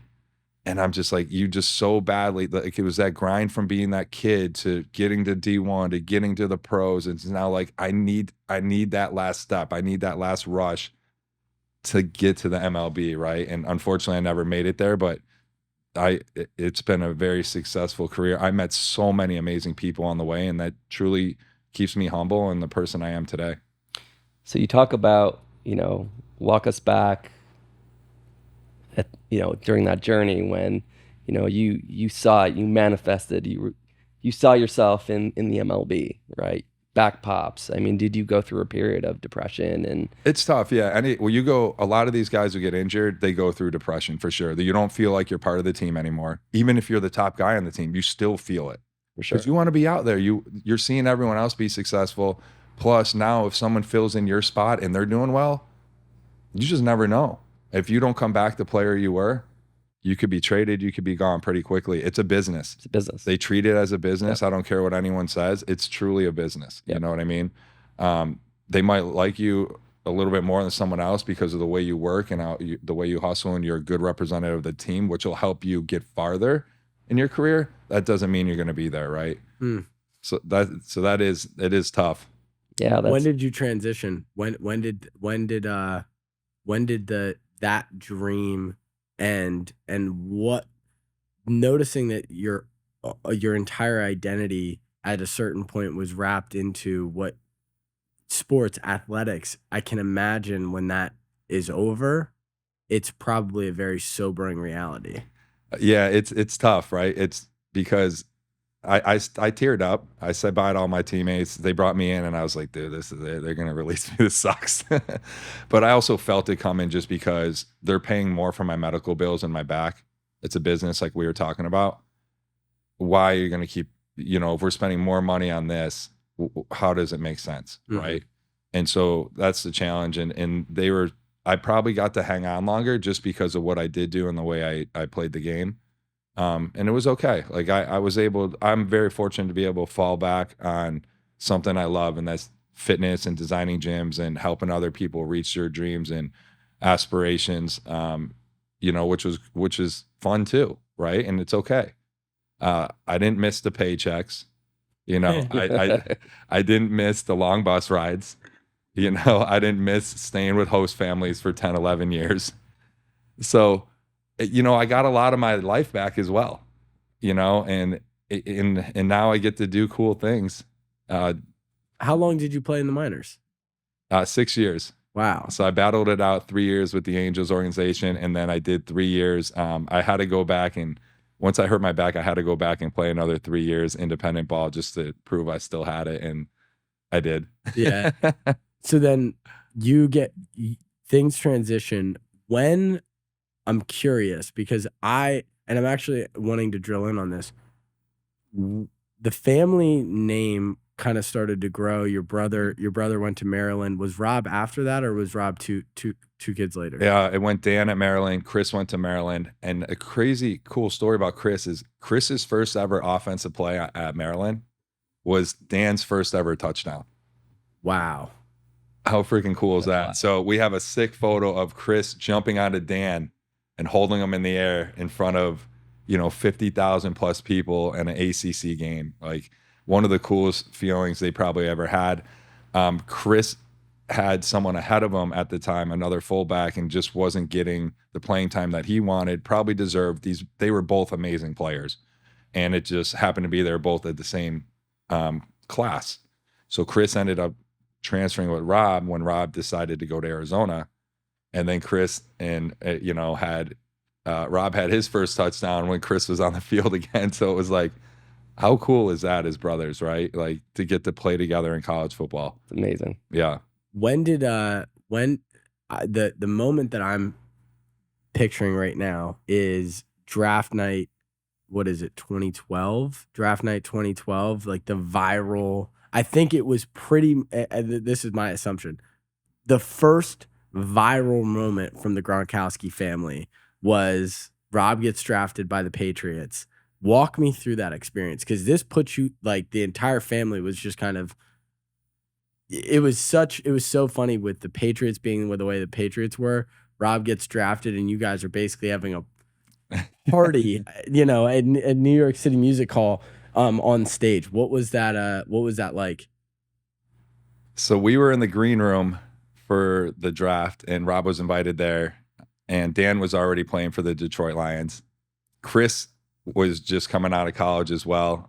But this was a cool experience because it's probably one you'll never have again, right? So when he got invited to be in the green room, there was, you know, it was a coin flip of when he was going to get drafted, just because he never played his junior year because of his back surgery as well, but was still going to be a highly, you know, picked NFL player. So what happened was the first day went by and he was the only one of two guys that wasn't drafted in the green room, which was very, very tough. Talk to me about that night. It's when you guys went back. We wanted to go out to New York City because we never been there, us brothers and friends. He's like, dude, I can't, like, this hurts. You know, you worked your whole career. You've been told you're probably going to be a first rounder. But you know what? I think that just drives us more as brothers. It's just like, it's almost like it was good that, you know, you're not drafted in the first round. And, you know, now you have more energy. You have more of a reason to be successful. Nothing's given to you, and that nothing has ever been given to us. So it was more like, I feel like it was almost like better in a way. So move to the second, you know, no one's in the green room. It's just us now and one other kid. And, you know, that feeling that the next pick and the next pick, and then the Bills are coming up in your hometown and they need a tight end and they skip on you. And the very next pick, you know, the Pats move up and here it is, right? So brother gets drafted. Our shirts are out. We're going crazy. We're dancing. Our brother Dan throws on his Detroit helmet and Rob throws on the New England helmet. And they just line up against each other. And they're just lining up, like going at it. Two tight ends, absolute beast, right? Rob gets a phone call, and it's Belichick. Get off our TVs. I do not want to see you on the TV ever again. So, yeah, that was already. And he'll tell you, he got that call, and Bill's like, dude, get off the TV, you know? Oh. So, but that's just our energy. It never changed. It's never changed. That's who we are as people. That's what you're going to get in the locker room, whether you like it or not. But there's also a time and place to have that energy. And it was a special moment, you know? It's a special moment for the whole family. And then we go home and Chris gets picked up to the Cowboys. Like, and that was the same thing. We celebrated the same way with Chris. It just, we weren't in the green room on national TV. That's awesome, man. Just, you know, the family bond, the brother bond, you know, you guys, I hear a lot of gratitude, a lot of celebration, a lot of positivity. And I'm sure that, I mean, that's motivating. And you guys, and sounds like there's times when you're down, you're picking each other up. It's funny too, because, you know, what people saw in that moment was a chemistry, a bond that had been built for years at that point, where you guys are, you know, it's funny now to think about it. It's like, oh, people were introduced to the Gronkowski, but you guys were the same people. You guys were the same people from, you know, when you guys were all probably fighting with each other in the basement in Buffalo, New York, to now being, you know, at Radio City Music Hall, being able to cherish that moment as brothers. Like, that was such a cool moment just to see from an outsider. I was a fan and I was watching this and I was like, holy cow, this is a new age. But your brother was playing for Detroit. What year was this that he was playing for Detroit? I can't even keep up. He played for 4 different teams in 4 years. So had to be, what, 2012 then, right? So he knows the NFL culture. He knows the NFL locker room. He understands. Was he kind of talking to the younger brothers and kind of giving them the MO of like, this is what you guys can expect once you get up to the league? Yeah, absolutely. Dan was, you know, a huge part of being an amazing leader for our younger brothers. He already had the success. He knew what it took to get there. And then he taught them the process. You know, you got to go through that whole draft process. You got to go through the combine, what they're looking for, how to train for it, what to eat, you know. So it was nice having him there to obviously be able to give that insight on what it's going to feel like. Most people don't have that, you know what I mean? So you get to step up on everyone, but you got to take advantage of that too, you know, ask the right questions, take advantage of the info and the knowledge that you're getting, and use it to help you, you know, be successful. And that's what my brothers did. Mm-hmm. So that happens. I'm pretty sure Rob has like a crazy rookie year, and that was like kind of the kickoff, right? First year it was like he kind of came onto the scene and kind of set the standard year one. Am I remembering that right? Yeah, 4 touchdowns in preseason at 20 years old.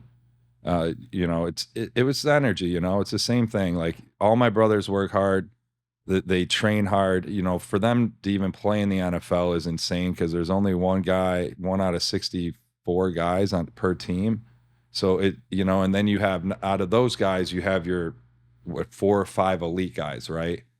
And yeah, all my brothers are so athletic, and then you have someone who's even more of a freak athletic. You know, like the Michael Jordans and the Kobe's and the LeBrons and all. Like here's Rob, just, you know, an amazing athlete as well, just above everyone else. But all their training regimens, all my brothers train, they're crazy. Like the way they train is different, right? And that's what's going to help you like get to that next level. Like we were able to get to another level because of the way we train, you know, and that's what put him even farther ahead because he just kept learning and training, and that's what we all did, right? And it became a super athlete because of it. It's not like, hey, you're born, you're super athlete, you're tall.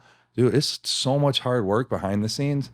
And I learned a lot from my brothers, the way they had to start taking care of their bodies through the NFL throughout those years, which helped them play longer. It's not easy. You know, they're in there early with full massages, full, you know, cold plunge therapy. Then they get stretched out to a certain degree before they even get to practice. You know, they're doing all this and this behind the scenes stuff, which make them so successful that no one knows about. And like, what's your secret sauce? They know what it is. You know, they know the nutrition that you have to be on, the way you have to, what you need to drink, what you need to eat. You know, it's so important to these guys. And as he got older, that you start changing even more and more and more to make sure you can be on that field longer and help prevent injuries.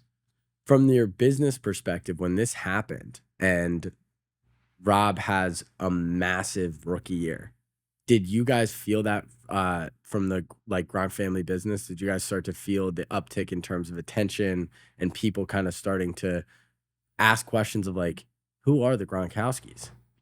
I mean, anytime you get to that superstardom level, I mean, you got to think it's going to happen with anyone, right? People are going to find ways to reach out to the brothers, to the family, but you know, usually it's in a positive way, not always, but for the most part it was because of the way we bring our energy out. A lot of this stuff's love. Like we love the way you guys are, you know, what you guys do and how you help people with health and fitness and the way you play the game on the field and off the field. Like, you know, a lot of it was love, you know, which was great.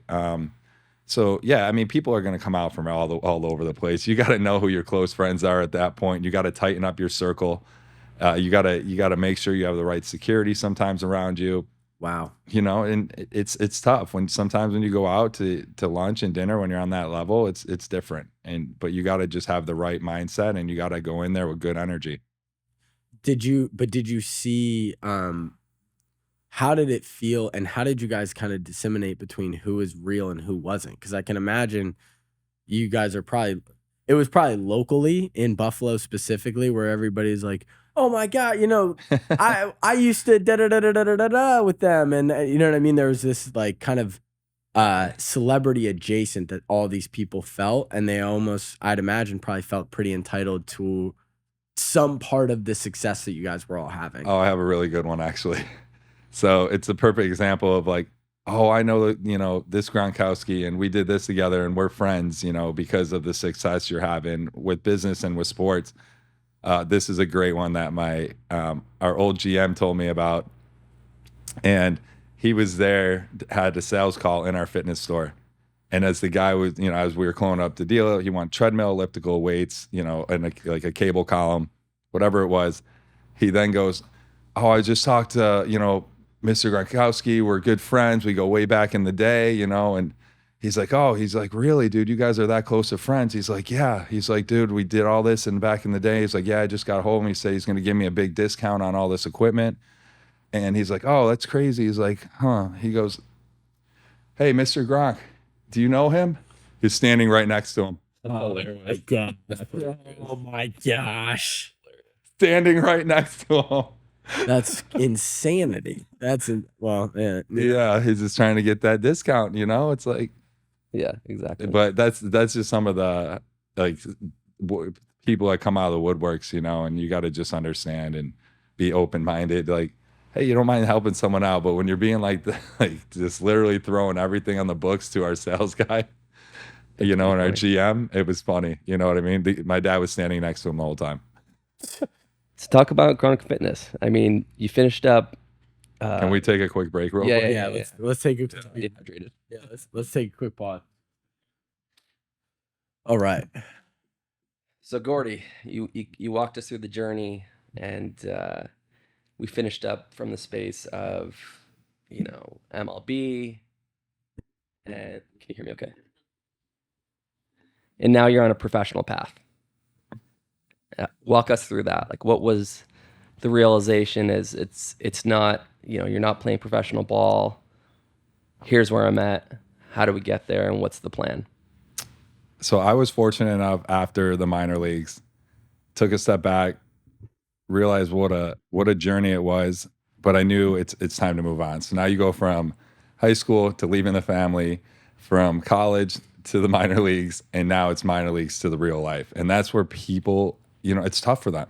A lot of people don't know how to transition. They didn't save money. They didn't have money. They don't know how to get a job now because they've been so focused on trying to get their careers to the, you know, the MLB or NFL or whatever that sport is. For me, I was very fortunate enough to be able to fall back on fitness, which I absolutely loved. Fortunately enough, we had our family fitness company. So what happened was my dad needed some serious help in Ohio. And we have 14 retail stores where you come into our store and you buy fitness equipment for your home, quality fitness equipment. And that's what makes us the company we are today, is quality and customer service. And once I was successful there, you know, I was able to journey off to New England and start Gronk Fitness.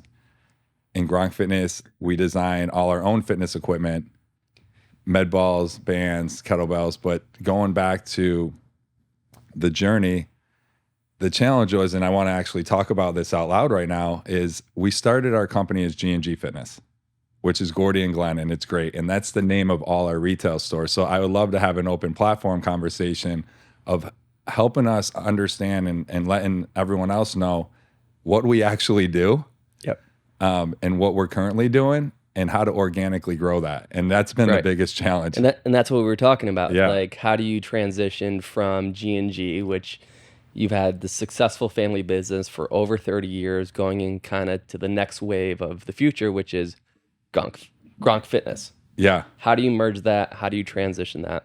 Well, that's the whole thing we wanted to talk about, is how do you merge G&G Fitness with Gronk Fitness? And right now where we're at, and I was talking to my brother Dan, is we now currently have our own product line of med balls, bands, kettlebells, racks with the Gronk Spike logo on it. We also distribute a lot of other brands, Life Fitness, Precor, Hammer Strength, True, Octane, tons of amazing fitness brands out there, right? But to be more competitive, we wanted to jump into that space and start creating our own, because people recognize our family brand name. Why wouldn't we want to do something like that, right? But also grow our margins as well. The challenge is right now, everything's G&G Fitness. Our website's livefit.com. Our other website's gronkfitness.com. And then in New England, people know the commercial side of our business, doing the colleges, high schools, as Gronk Fitness. And that's where right now I'm kind of want to have an open platform, is how do we start merging everything together? Is it Gronk Fitness, everything? But that means we have to take down all our signs on our retail stores, right? We have to change our websites. We, you know, have to merge it all together, which would make a lot more sense. But the challenge of, well, why don't you do it? People ask, why don't you do that? But when people don't know the bottom line money and all the other challenges behind the scenes. Right. Well, and then there's the back end, and there's the infrastructure of the business to just rip it out and be full Gronk Fitness. There, you don't give enough time for the transition. So, I mean, strategy is pretty straightforward. I mean, you do it in phases. You don't rip the Band-Aid out right away. You get people comfortable, and you know, you're not straining cash, because that is a big undertaking from, the POS, from the marketing to the website to everything. Yeah, and that's been the biggest challenge right now is people don't realize after 33 years, we just switched our POS system, right? And the amount of years that I already took to transition, and all the new employees learning our new system, new people will come in that we have to train, and the hundreds of thousands of dollars that have been spent on that system.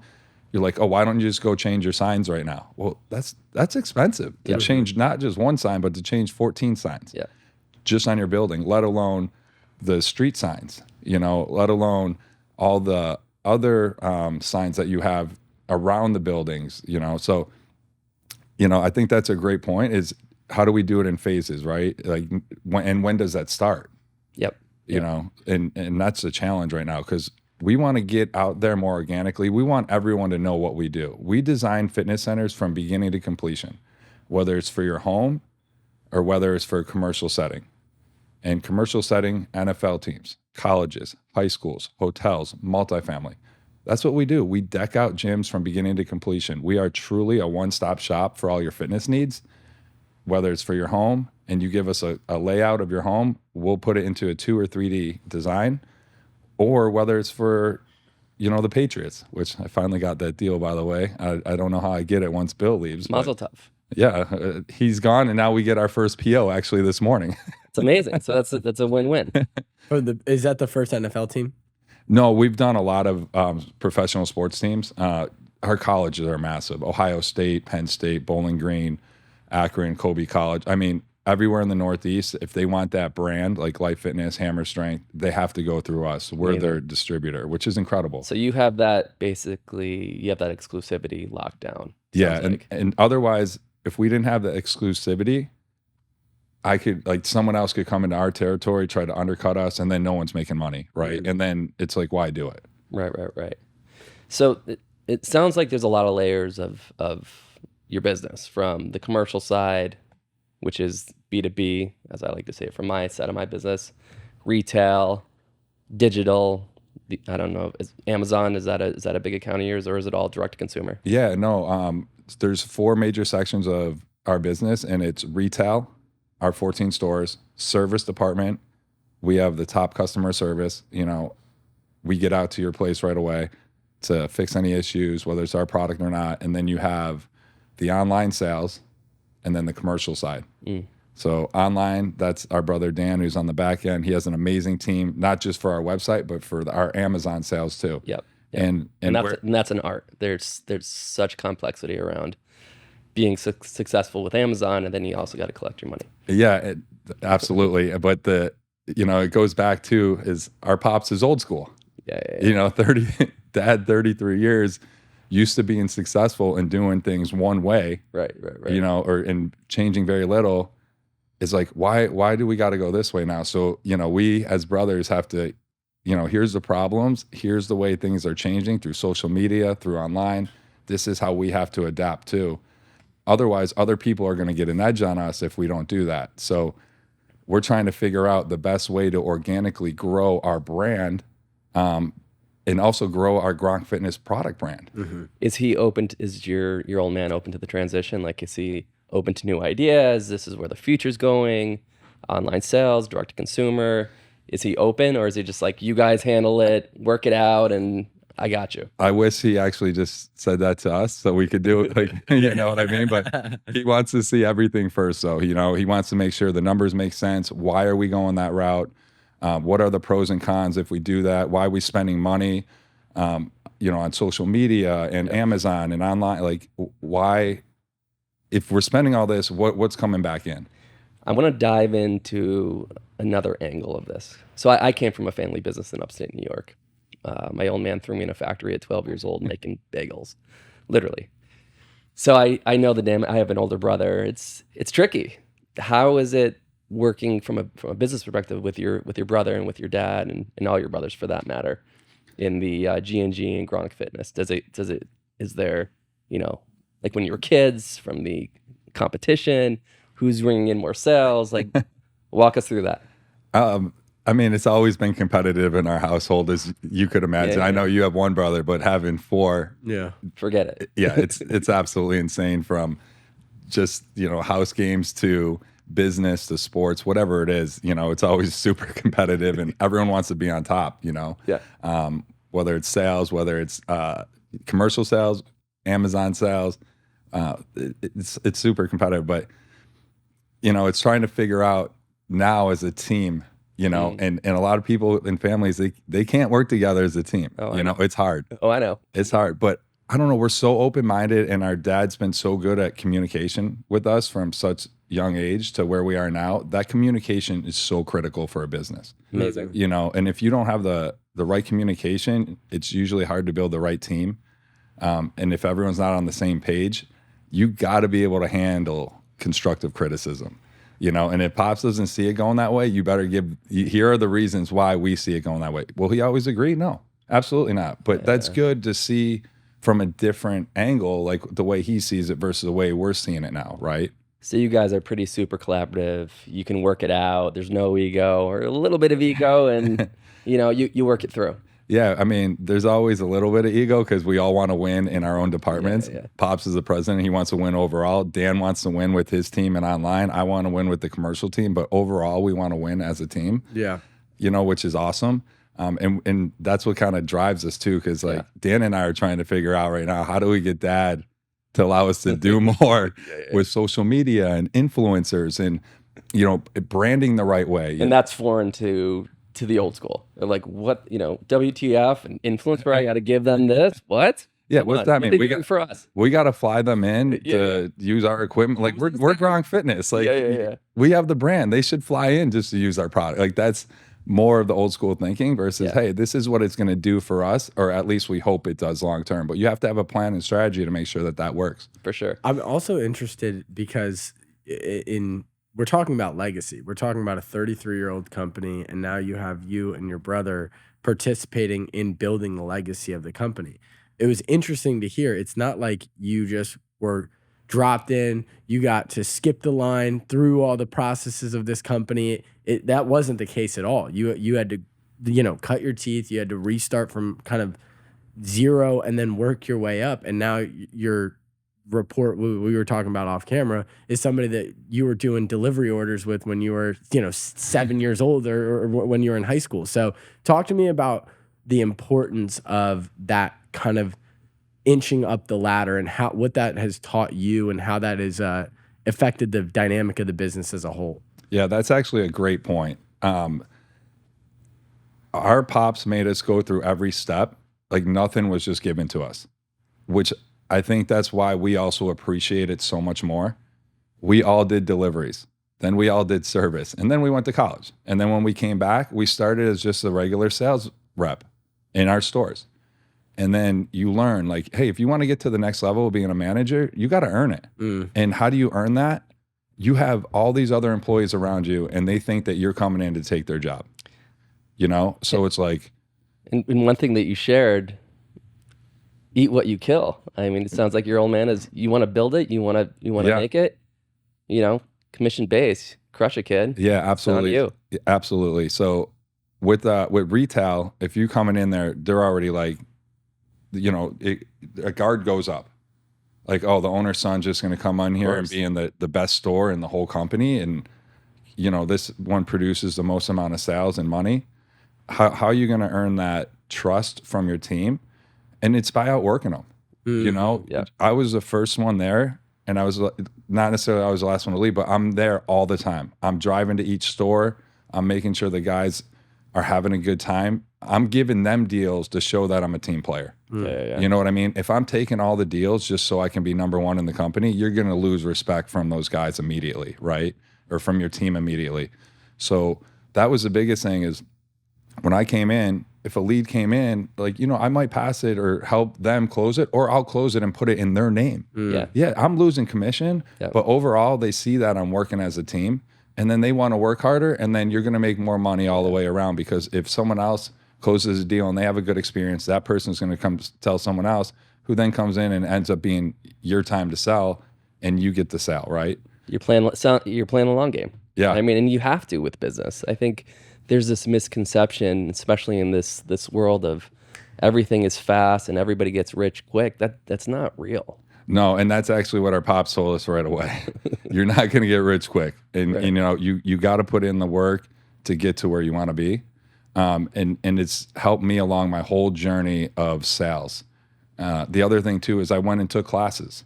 You know, when I got done, I wanted to understand how to communicate better, how to close deals better, how to give the customer a better experience, and that program we put in to be able to send off our other sales reps to those classes as well.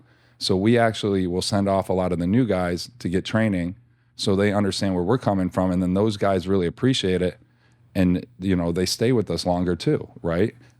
Sometimes they become so good we lose a lot of them, you know, because they'll get picked off by other companies where they can make a lot more money, unfortunately. But if they love fitness, they love our family, no one has to work for us. We don't ever make anyone, like, if you don't like fitness and sell, don't work for G&G and Gronk Fitness. Yeah. You know, like there's a lot of things out there that if you like doing, go do that instead. Go sell something else. If you don't want to be in a retail store, don't be there, right?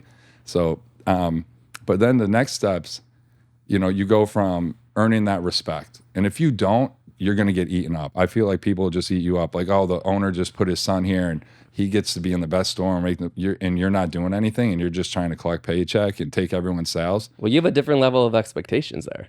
Yeah. Big time. The expectation level goes way up when you show that respect. And I can promise you, and anyone in our company right now, which is so crazy, I don't realize how many people I actually positively impact, especially in our company, until I go to our company party and they're like, Gordie, It's beautiful. I want to do a muscle chug with you. I want to, you know, learn the way you're selling. And that's what really is cool to see, is like, I've impacted a lot of people in such a positive way, that they still want to be part of it, or they want to, you know, understand like what I did to get there.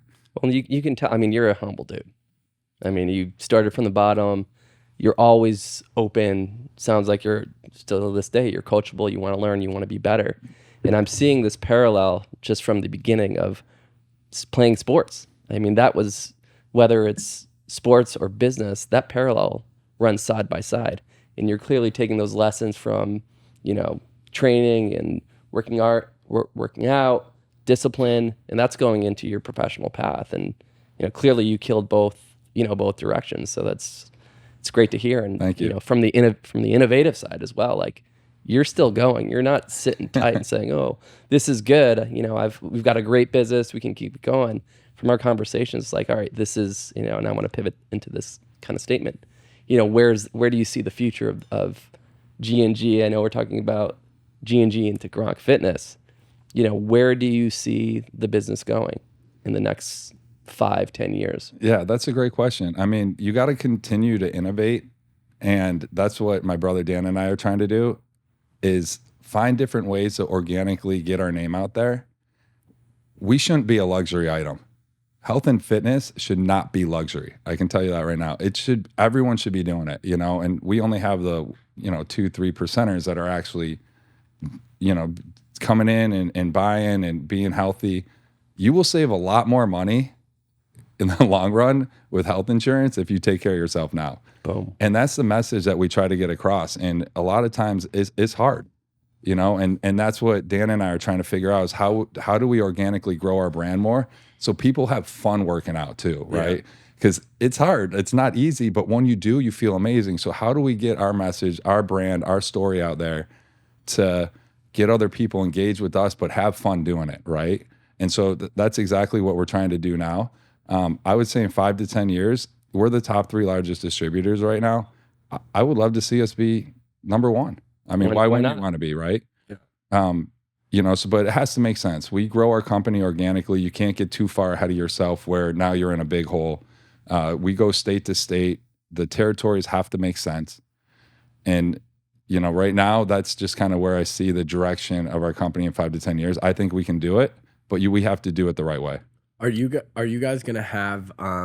Is this gonna be a legacy business? Are you guys gonna try to keep this in the family for as many, you know, generations as possible? Is that a conversation you guys talk about? Or an exit? Yeah, no, I think right now it's a legacy, right? We started something. We know how we got to where we are in sports and as people, more importantly. Yeah. Sports just happened to be a nice platform for us to grow, you know, our personalities and our business organically. But no, I really see, like, we've been able to affect and help so many people out. I had actually, this is really cool. I was at a Celtics game a couple weeks ago, and I got a text, and my buddy was like, "Hey, can you come here? This girl wants to say hi. So you redid their gym up in Maine."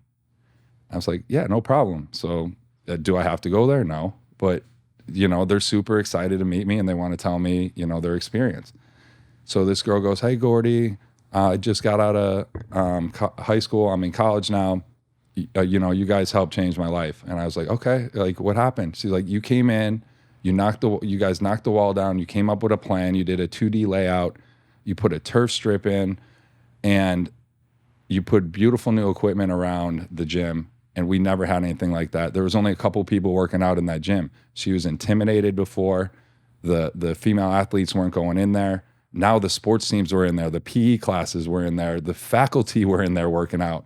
And this is a nice little cute gym in Maine, nothing crazy, but we created something that was so cozy and comfortable and welcoming that it changed her life. She never worked out before. She's now, she got to the next level of sports in college because, she had a platform now. She was able to go in there and be comfortable, and she just wanted to share that story with me and gave me a big hug. And I was like, it just makes you feel so good. That's one person. How many people we affected to get to D1 or D2? That's just great, but it helps with your life too. But if it helps with, getting a different job and you just feel, mental clarity, whatever it is, fitness is just like so critical to us, and we know how it can impact people in such a positive way. You just want to keep doing it, and you do it in such a healthy way. You're not selling anything that's going to hurt the body.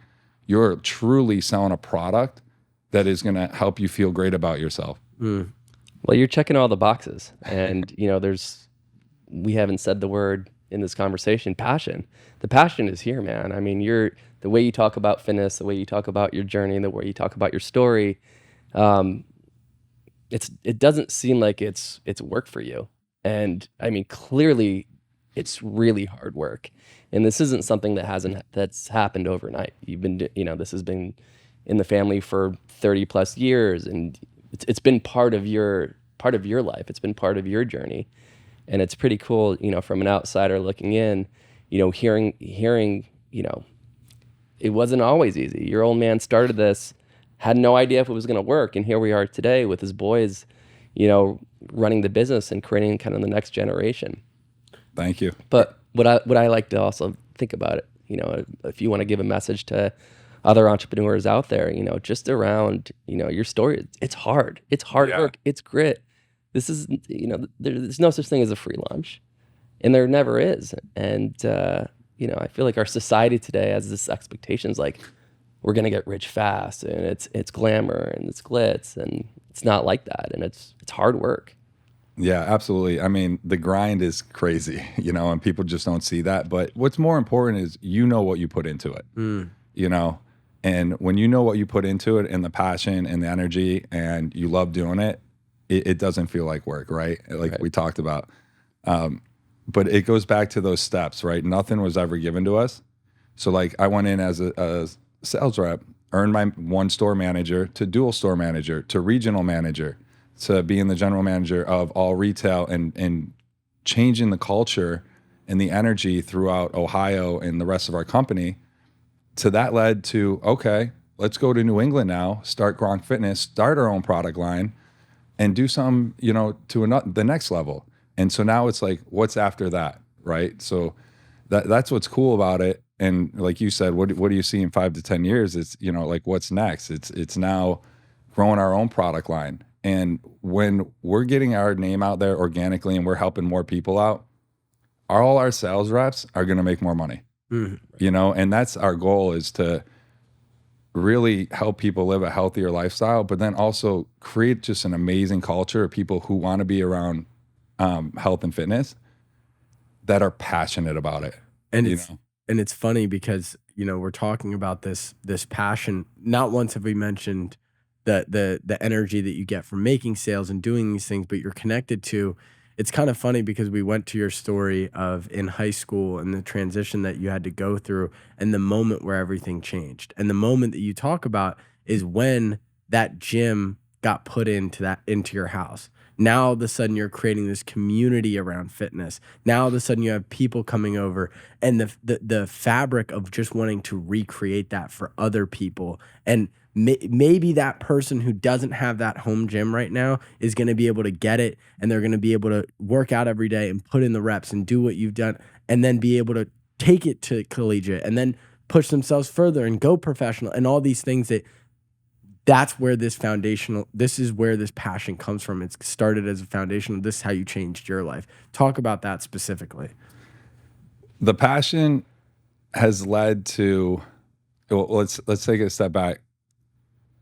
When you get up, you don't feel like doing it, right? Like most people, there's always an excuse.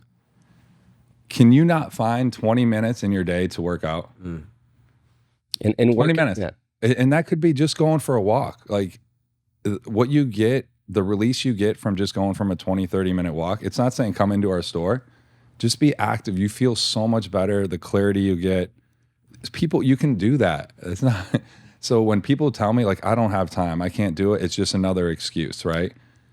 Or just look at their phone on how much time they spend on social media. Yeah, just look at their phone. They've been on their phone screen for 9 hours that day, but they couldn't find 20 minutes to work out. To take care of themselves. Yeah.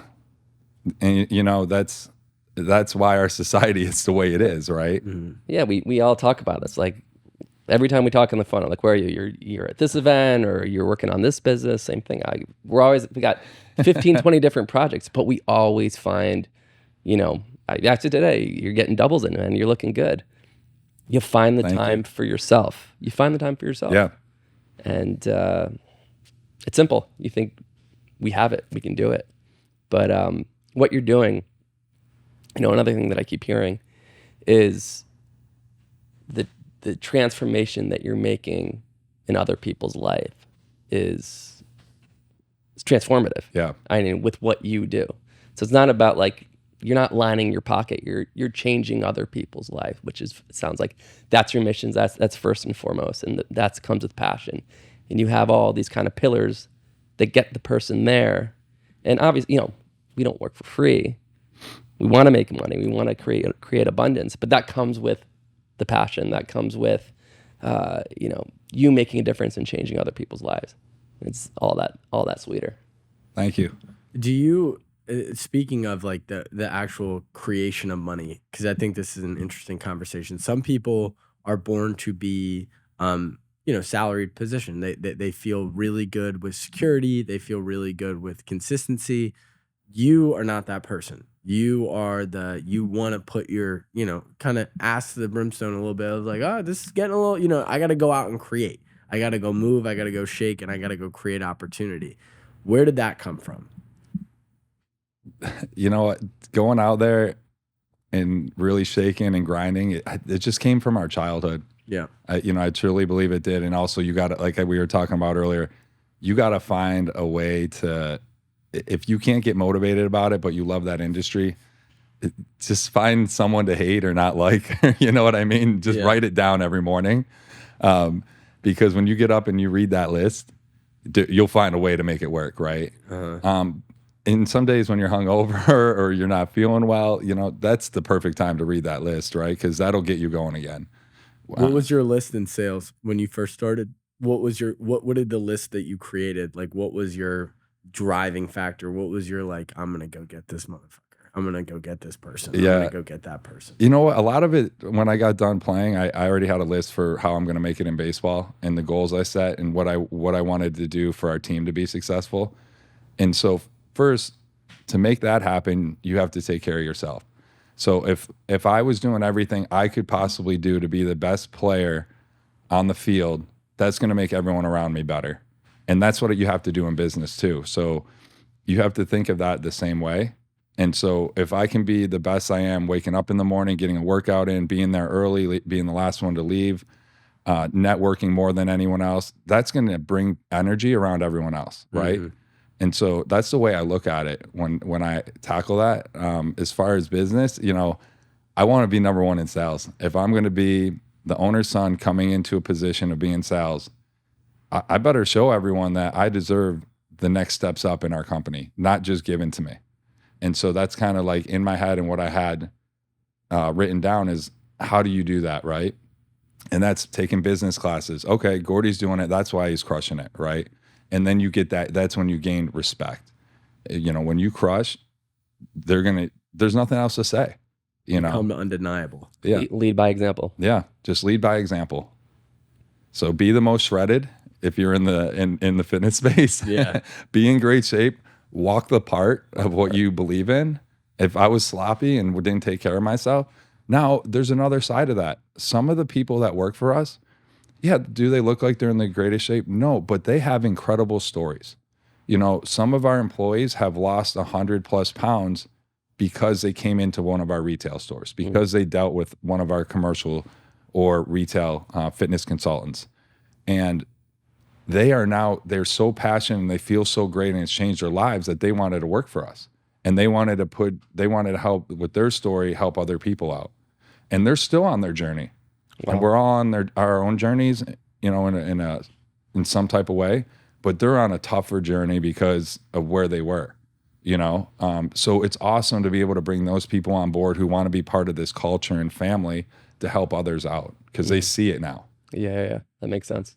How do you, I hear so much in this conversation, just this emphasis on team, this emphasis on everybody else. It's surprising when you think about a family like you guys having such a core foundation and a belief on everybody else that makes things possible, everybody else around them. You mentioned your supporter in the business, how he had been around since you were, a baby, and how he got to see you grow up. But where does that humble, team environment come from? Is it just innate in the family, where you guys just love being a part of a team? Because you'd be shocked to think of all these brothers, unbelievably successful in each respective sport, unbelievably successful outside of that, but yet you guys all put your kind of quote unquote ego, your swords, your whatever down to come to the table and work together. Why?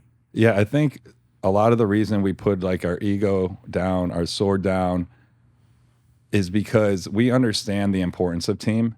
And when you win as a team, or you have the right people around you, you don't even feel like you're really working. You're having fun. Yeah. And I think that's one of the biggest things for us brothers, is when we have the right team around us and you're leading by example, everyone's filling in their roles and they all want to win with you. And when you set up that type of atmosphere and that type of energy, and you show that passion, you're going to somehow win, Yeah.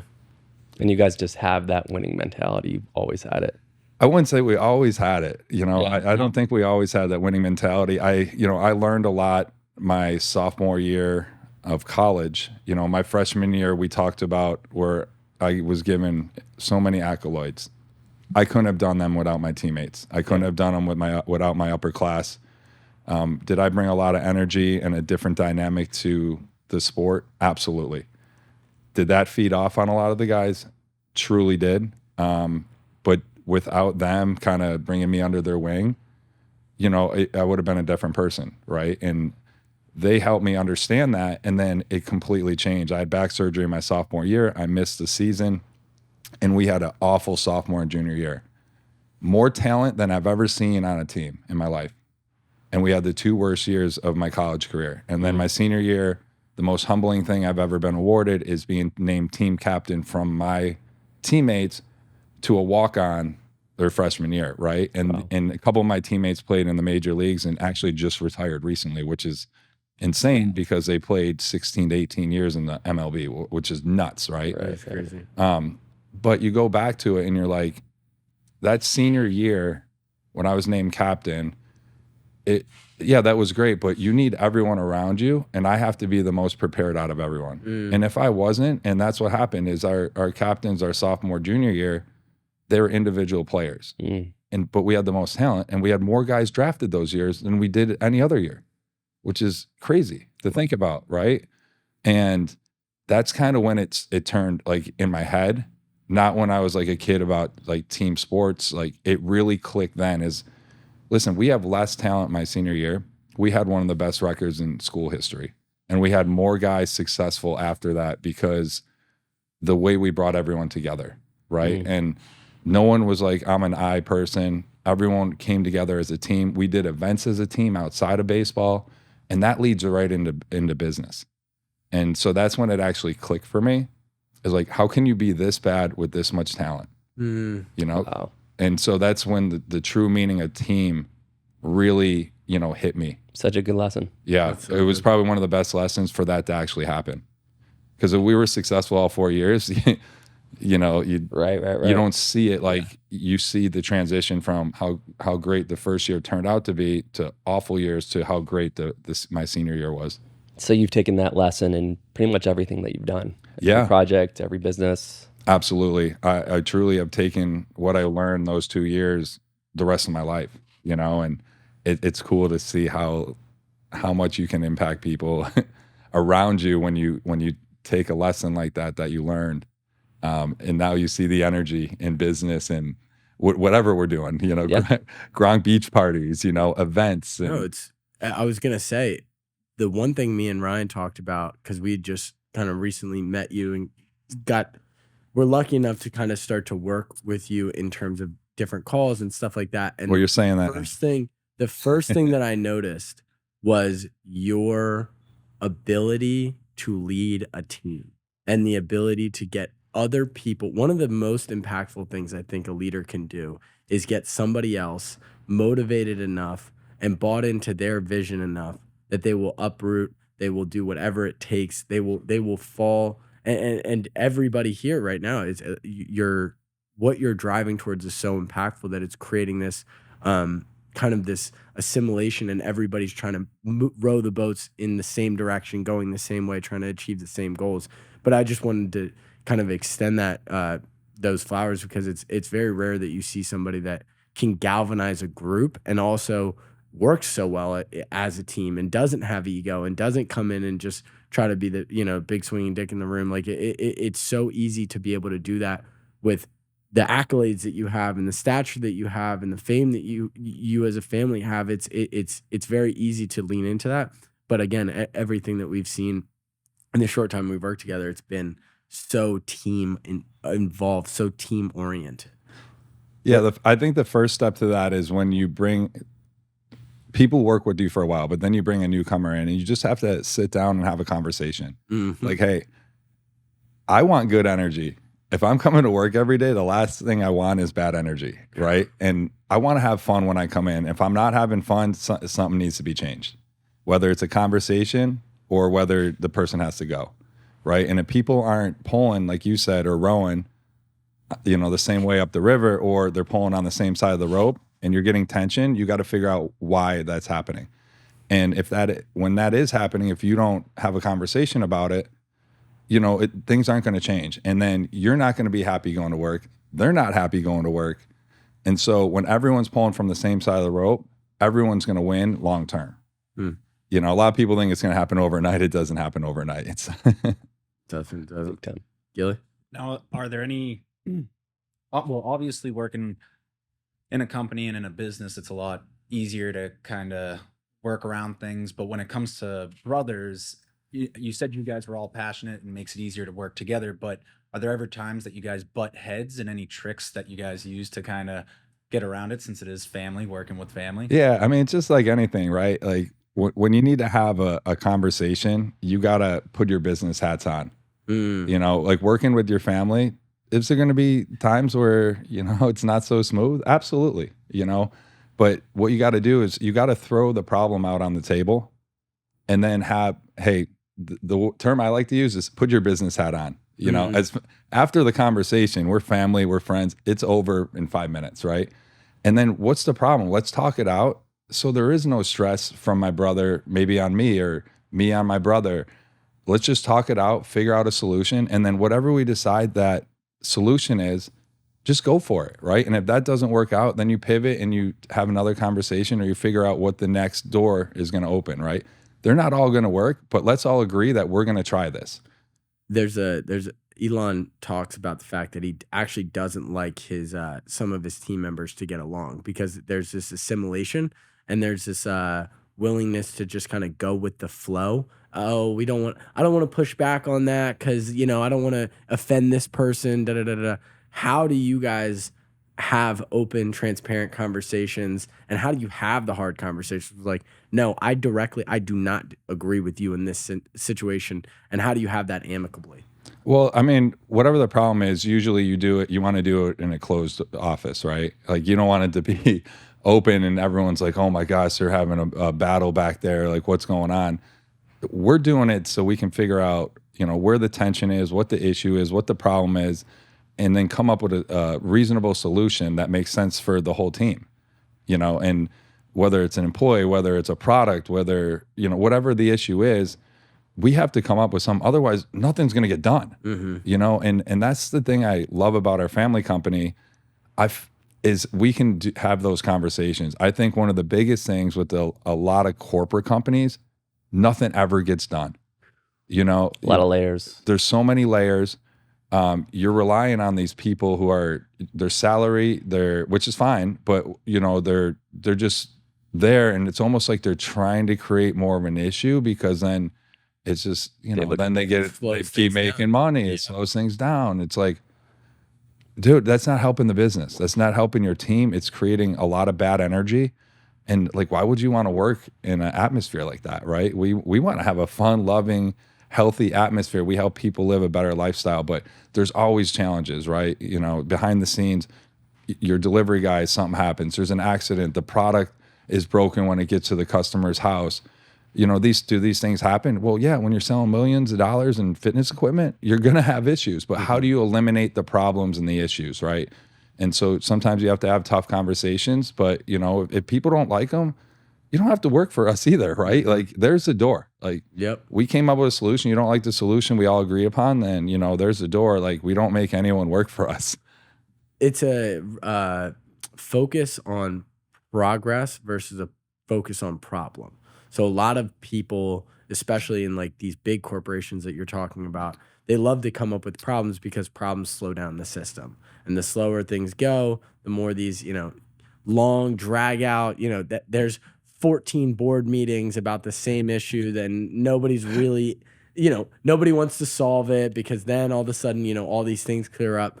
I'm interested, how do you guys create that environment around progress? Because I can imagine being the type of athletes you guys are, being the type of people you guys are, if you're not feeling progress, you're going to get disinterested pretty quickly, I'd imagine. Yeah, I mean, it goes back to kind of what we were just talking about, though. It's truly, if you're not feeling that or something's not happening, you got to have that conversation. Everyone has to be pulling from the same side of the rope. Yep. If you're not, you otherwise your company is going to go under, at some point, or there's going to be major issues, bigger issues than there are. And you want to eliminate those. You want to make it fun for the employees who are working for you. So if we can, behind the scenes, solve problems that make it easier for our employees, that's a win, right? And then they're happier because they can do their jobs better as well. Gilly, do you have any? Not. I was waiting for a hit transition. And I think with with everything that you've done, you get better as the years go by. And as an entrepreneur, intuition is a big check, big gut check. How much do you rely on your intuition now? Yeah, as years go on, you do learn a lot from some of the issues you had and problems you had, and you can actually make decisions probably quicker without sometimes relying on the whole team. And you don't want to be that yes guy either. You don't want every person coming up to you. If you act like, yes, I'll do this, or yeah, I'll do that, you're just going to be answering every question and getting phone calls all the time. Like, you want your team to also learn and also be better than you. I try to hire people that are better than me. And I know Gilly was in there the first day. One of our buddies was there. I said, I have a 1-3-1 rule. He asked me a simple question and I knew he could answer it. But if I didn't have that conversation with him up front, I said, all right, so you're asking me to figure something out for you. So what's the problem? Number one, what's the problem? He's like, well, I can't find this in our system. I go, all right, well, give me 3 ways to figure it out. So he gave 3 ways, and then I go, all right, which one would you pick? Because if I sit here and every single time just answer the question over and over and over, they're just going to call you, when literally that's actually taking more time to pick their cell phone up to call me than for them to figure out the solution to look it up. Right. And they learn how to do it, right? So if you're just doing it every single time, no one's ever going to accomplish anything. And then you're just going to be that yes guy.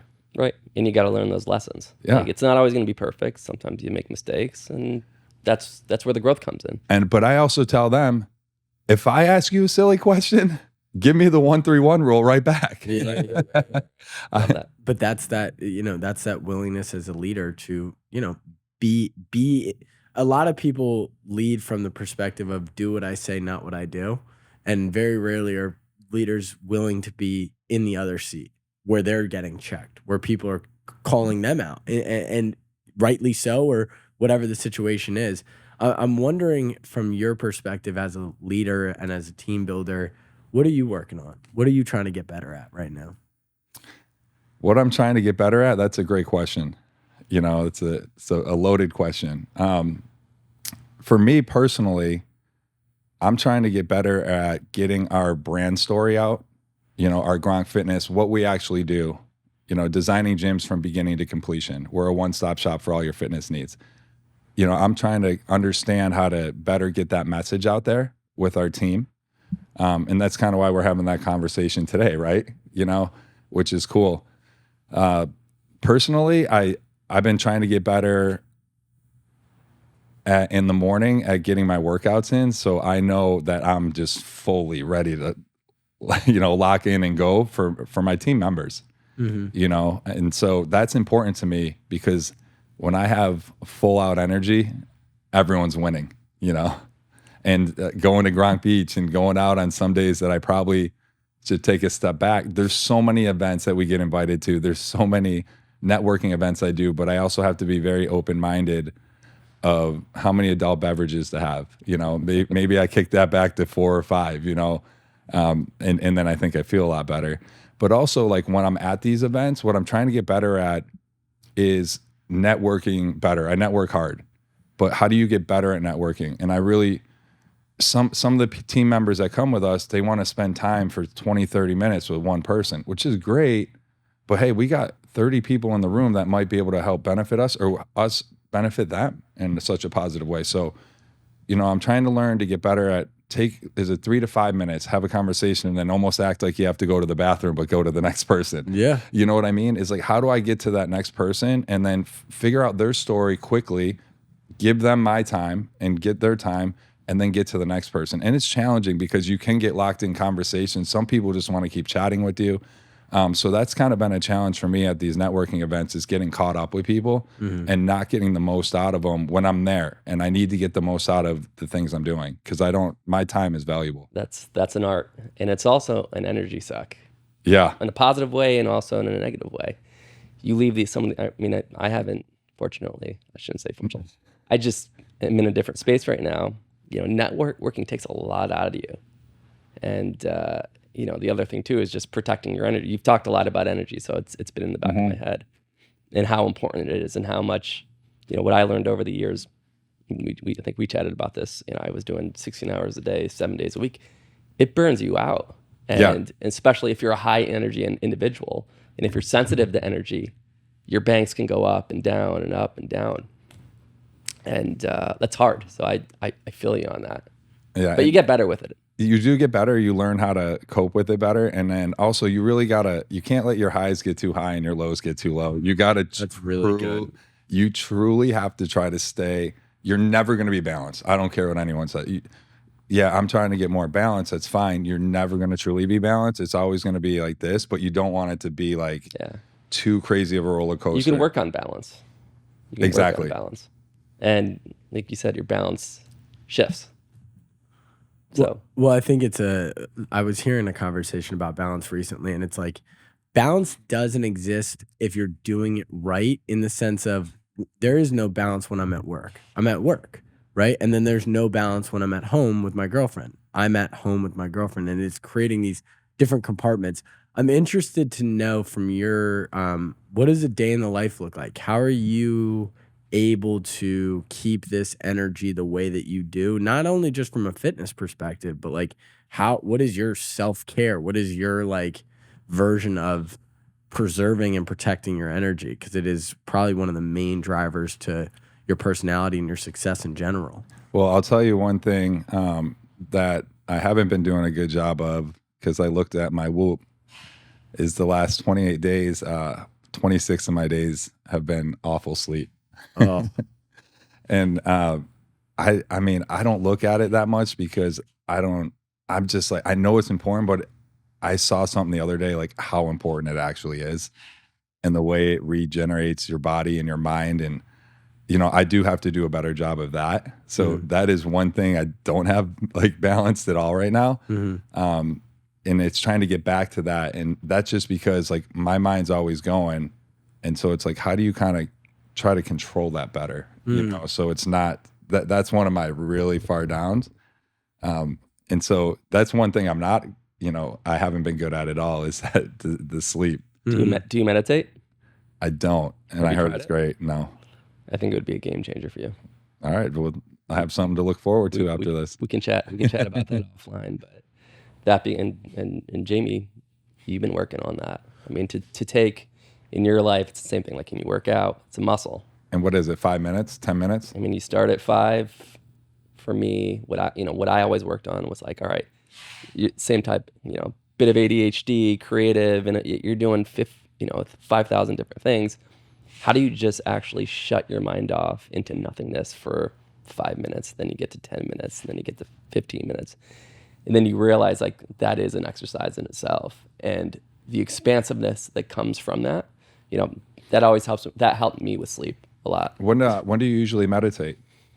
It's tricky with the kid. I mean, for me, I love the best form of meditation for me is when I roll out of bed, I'm not thinking, your brain is just a bit slower. And you go out first thing in the morning and just sit 5-10 minutes and focus on nothingness. And what I do from that right after the session is I'll write 5 minutes, 10 minutes, like just things that are surfacing without kind of thinking, you know, letting your mind think through it. Yeah. It's just a bit of a free flow. And then I know if I'm what I used to do with networking events, it was so much energy coming through. I'd have to like before I go to bed, I would. Sorry, that's really annoying. there you go. Keep going. What I would do is spend about 5-10 minutes right before I'd sleep, just slowing my mind down, trying not to think about anything actually. Put on some relaxing music. I have so many tools for you. I'm happy to help. I'm excited. He helped me a lot with that because we all have this. We're all similar brains in terms of just high energy, and our mind being always on is actually our number one like tactical advantage in business. Superpower. Which it also makes it your biggest weakness and usually the thing that's going to derail you. What Ben talked about is he talks about this idea of nothingness. Me and Ryan have worked through it. It's hard for me to sit and meditate straight up, like just sit and meditate and not do anything else. Very difficult. But what me and Ryan do, one of the things that we do is we run without headphones. So it's like you're almost in this like meditative state in the fact that you're just one foot after another. But what he was talking about at night, this period of nothing.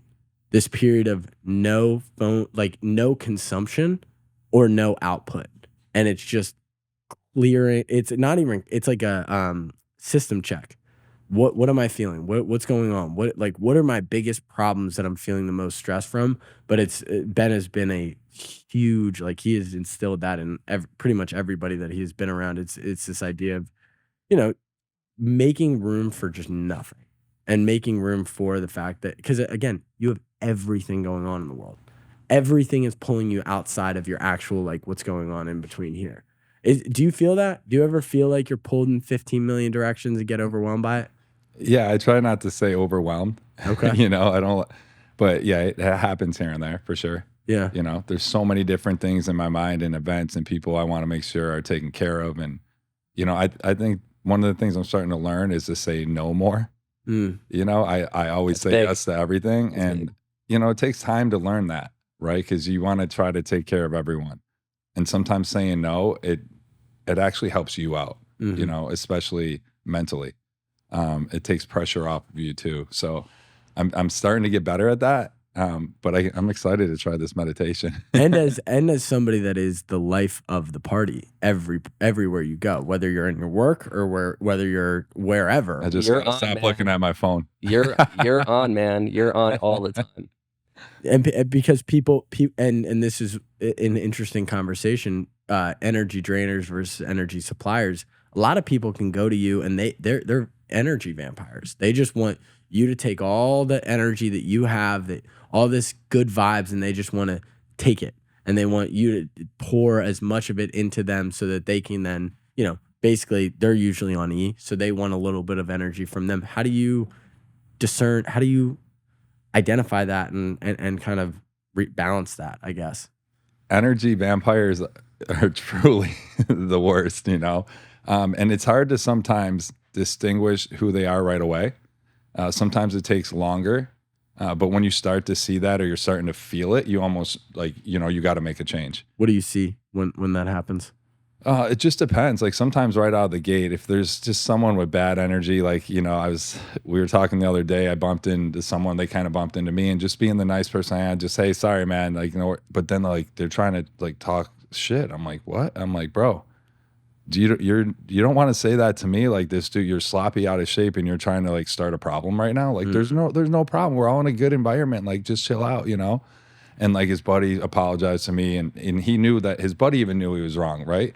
You're just trying to be like, they're trying to suck that energy out of you right there. And then right there, you quickly react, right? And then now your energy already changed. Yeah. Wow. And so I'm like, you know what? I just need to go to the other side of the room and be with, you know, the other side of the restaurant and be with other good people, right? Mhm. So immediately, like, dude, that's just a random situation that just happened the other day. But my mind, and I went in there with so much fun, great people around me. That happened and already like changed my mood a little bit. But then I'm like, why am I going to let this dude change my mood? Yeah. Like, right? But you just got to, most people let that bother them the rest of the night. And then they just keep talking about it.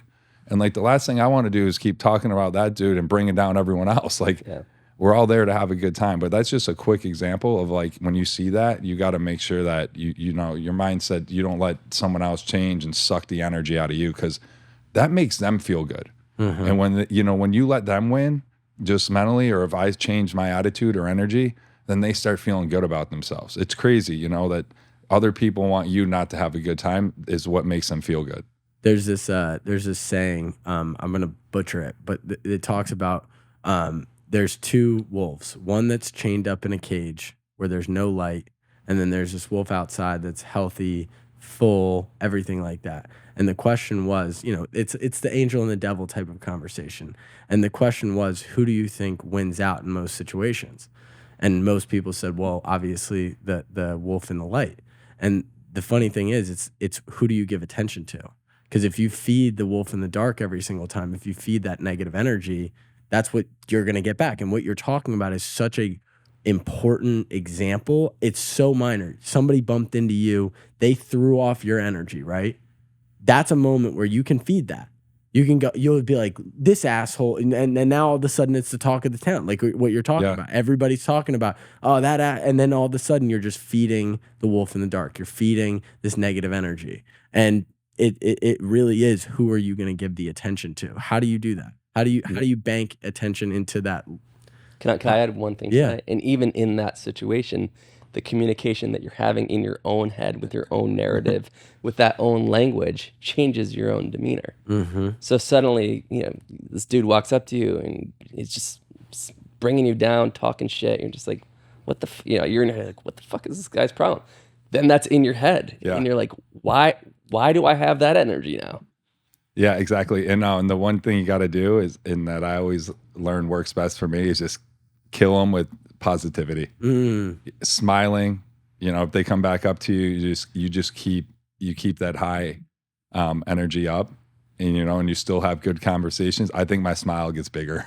You know what I mean? And until they chill out and like, you know what, this dude just, you know, they just want to have a good vibes and good energy, and you want to join, then cool. But like, we don't need that. Like, you know what I mean? Yep. Interesting. Yeah. That's good. Kill him with positivity. God, it's easy being 6'7", huh? Yeah, nice. Yeah, that helps. That's what's even crazier. You know, I'm 6'7" beast, and like, bro, what are you doing? Like, just chill out. I don't know. If I was at a bar, I would try to pick one. Yeah, it makes a lot of sense. Yeah, it makes a lot of sense for you. Yeah. All right. I think I don't know if we have any other things. I think this was a fucking awesome conversation. I appreciate obviously your time. And yeah, we learned a shit ton. Yeah. So, Thank you, Gordie. It was incredible to kind of peel back the onions of Gordie. And there's a lot there, and there's a lot of we're just warming up. We're just warming up, and this is going to be inspirational for a lot of people out there. So thank you for that's the biggest thing. That was just sharing the light and helping more people out with their fitness journeys, and just being positive. And the biggest thing that I always like to tell people is just try to control the controllables. I learned it in the minor leagues, and it was cool hearing that from one of my coaches, because you can't ever try to figure out if you're going to be released or something. You start thinking negative stuff. So what can you control every day that is going to help you out and help everyone else around you? And then everything else will fall into place in the right way. Incredible. What can I control? Getting up every morning, working out, and being a beast, and taking a nice cold shower. Like, let's go. Let's go. Stay diced. It's funny because I want to just touch on that. So 1/1/24, there was just a lot of things that we can't control, family, health. It was January 1st. Yeah, everyone's probably hungover. 1/1/24. 1/1/24. But 2023 was a lot of things happened that were outside of my own control. Yeah. And what came to me 1/1 was like, you know what can I really control? And to circle this back around, it was like the only thing I could really control is my health, what I can put in my mouth, me getting out of bed every day and training hard, and then the next day train even harder. And it's funny. And then I little hacks. I stopped drinking. I can control what I put in my mouth, what I drink, when not, all that. And it's funny how much opened up in that own little kind of category of that space, of that energy, of just spirituality. I mean, business ventures we're talking about. And it's all energy, right? It is. It's all energy. But see, right there's a perfect example. Yeah, it is. Well, thank you guys. Catch you guys in the next one. Appreciate it. Make sure to like, subscribe. Check out Gordie Gronk on Instagram. Check out Gronk Fitness on YouTube. Check out everything that is about to come out, because that is something we didn't really talk about. But things are going to start popping on social media here. So Gronk Fitness products, Gronk Fitness, we got you. Keep an eye. Need some good fitness equipment? Want to stay diced? Check out Gronk Fitness, Gordie Gronk. Let's go. Let's go. Let's go. Wow. Thank you, brother. That was Gracias.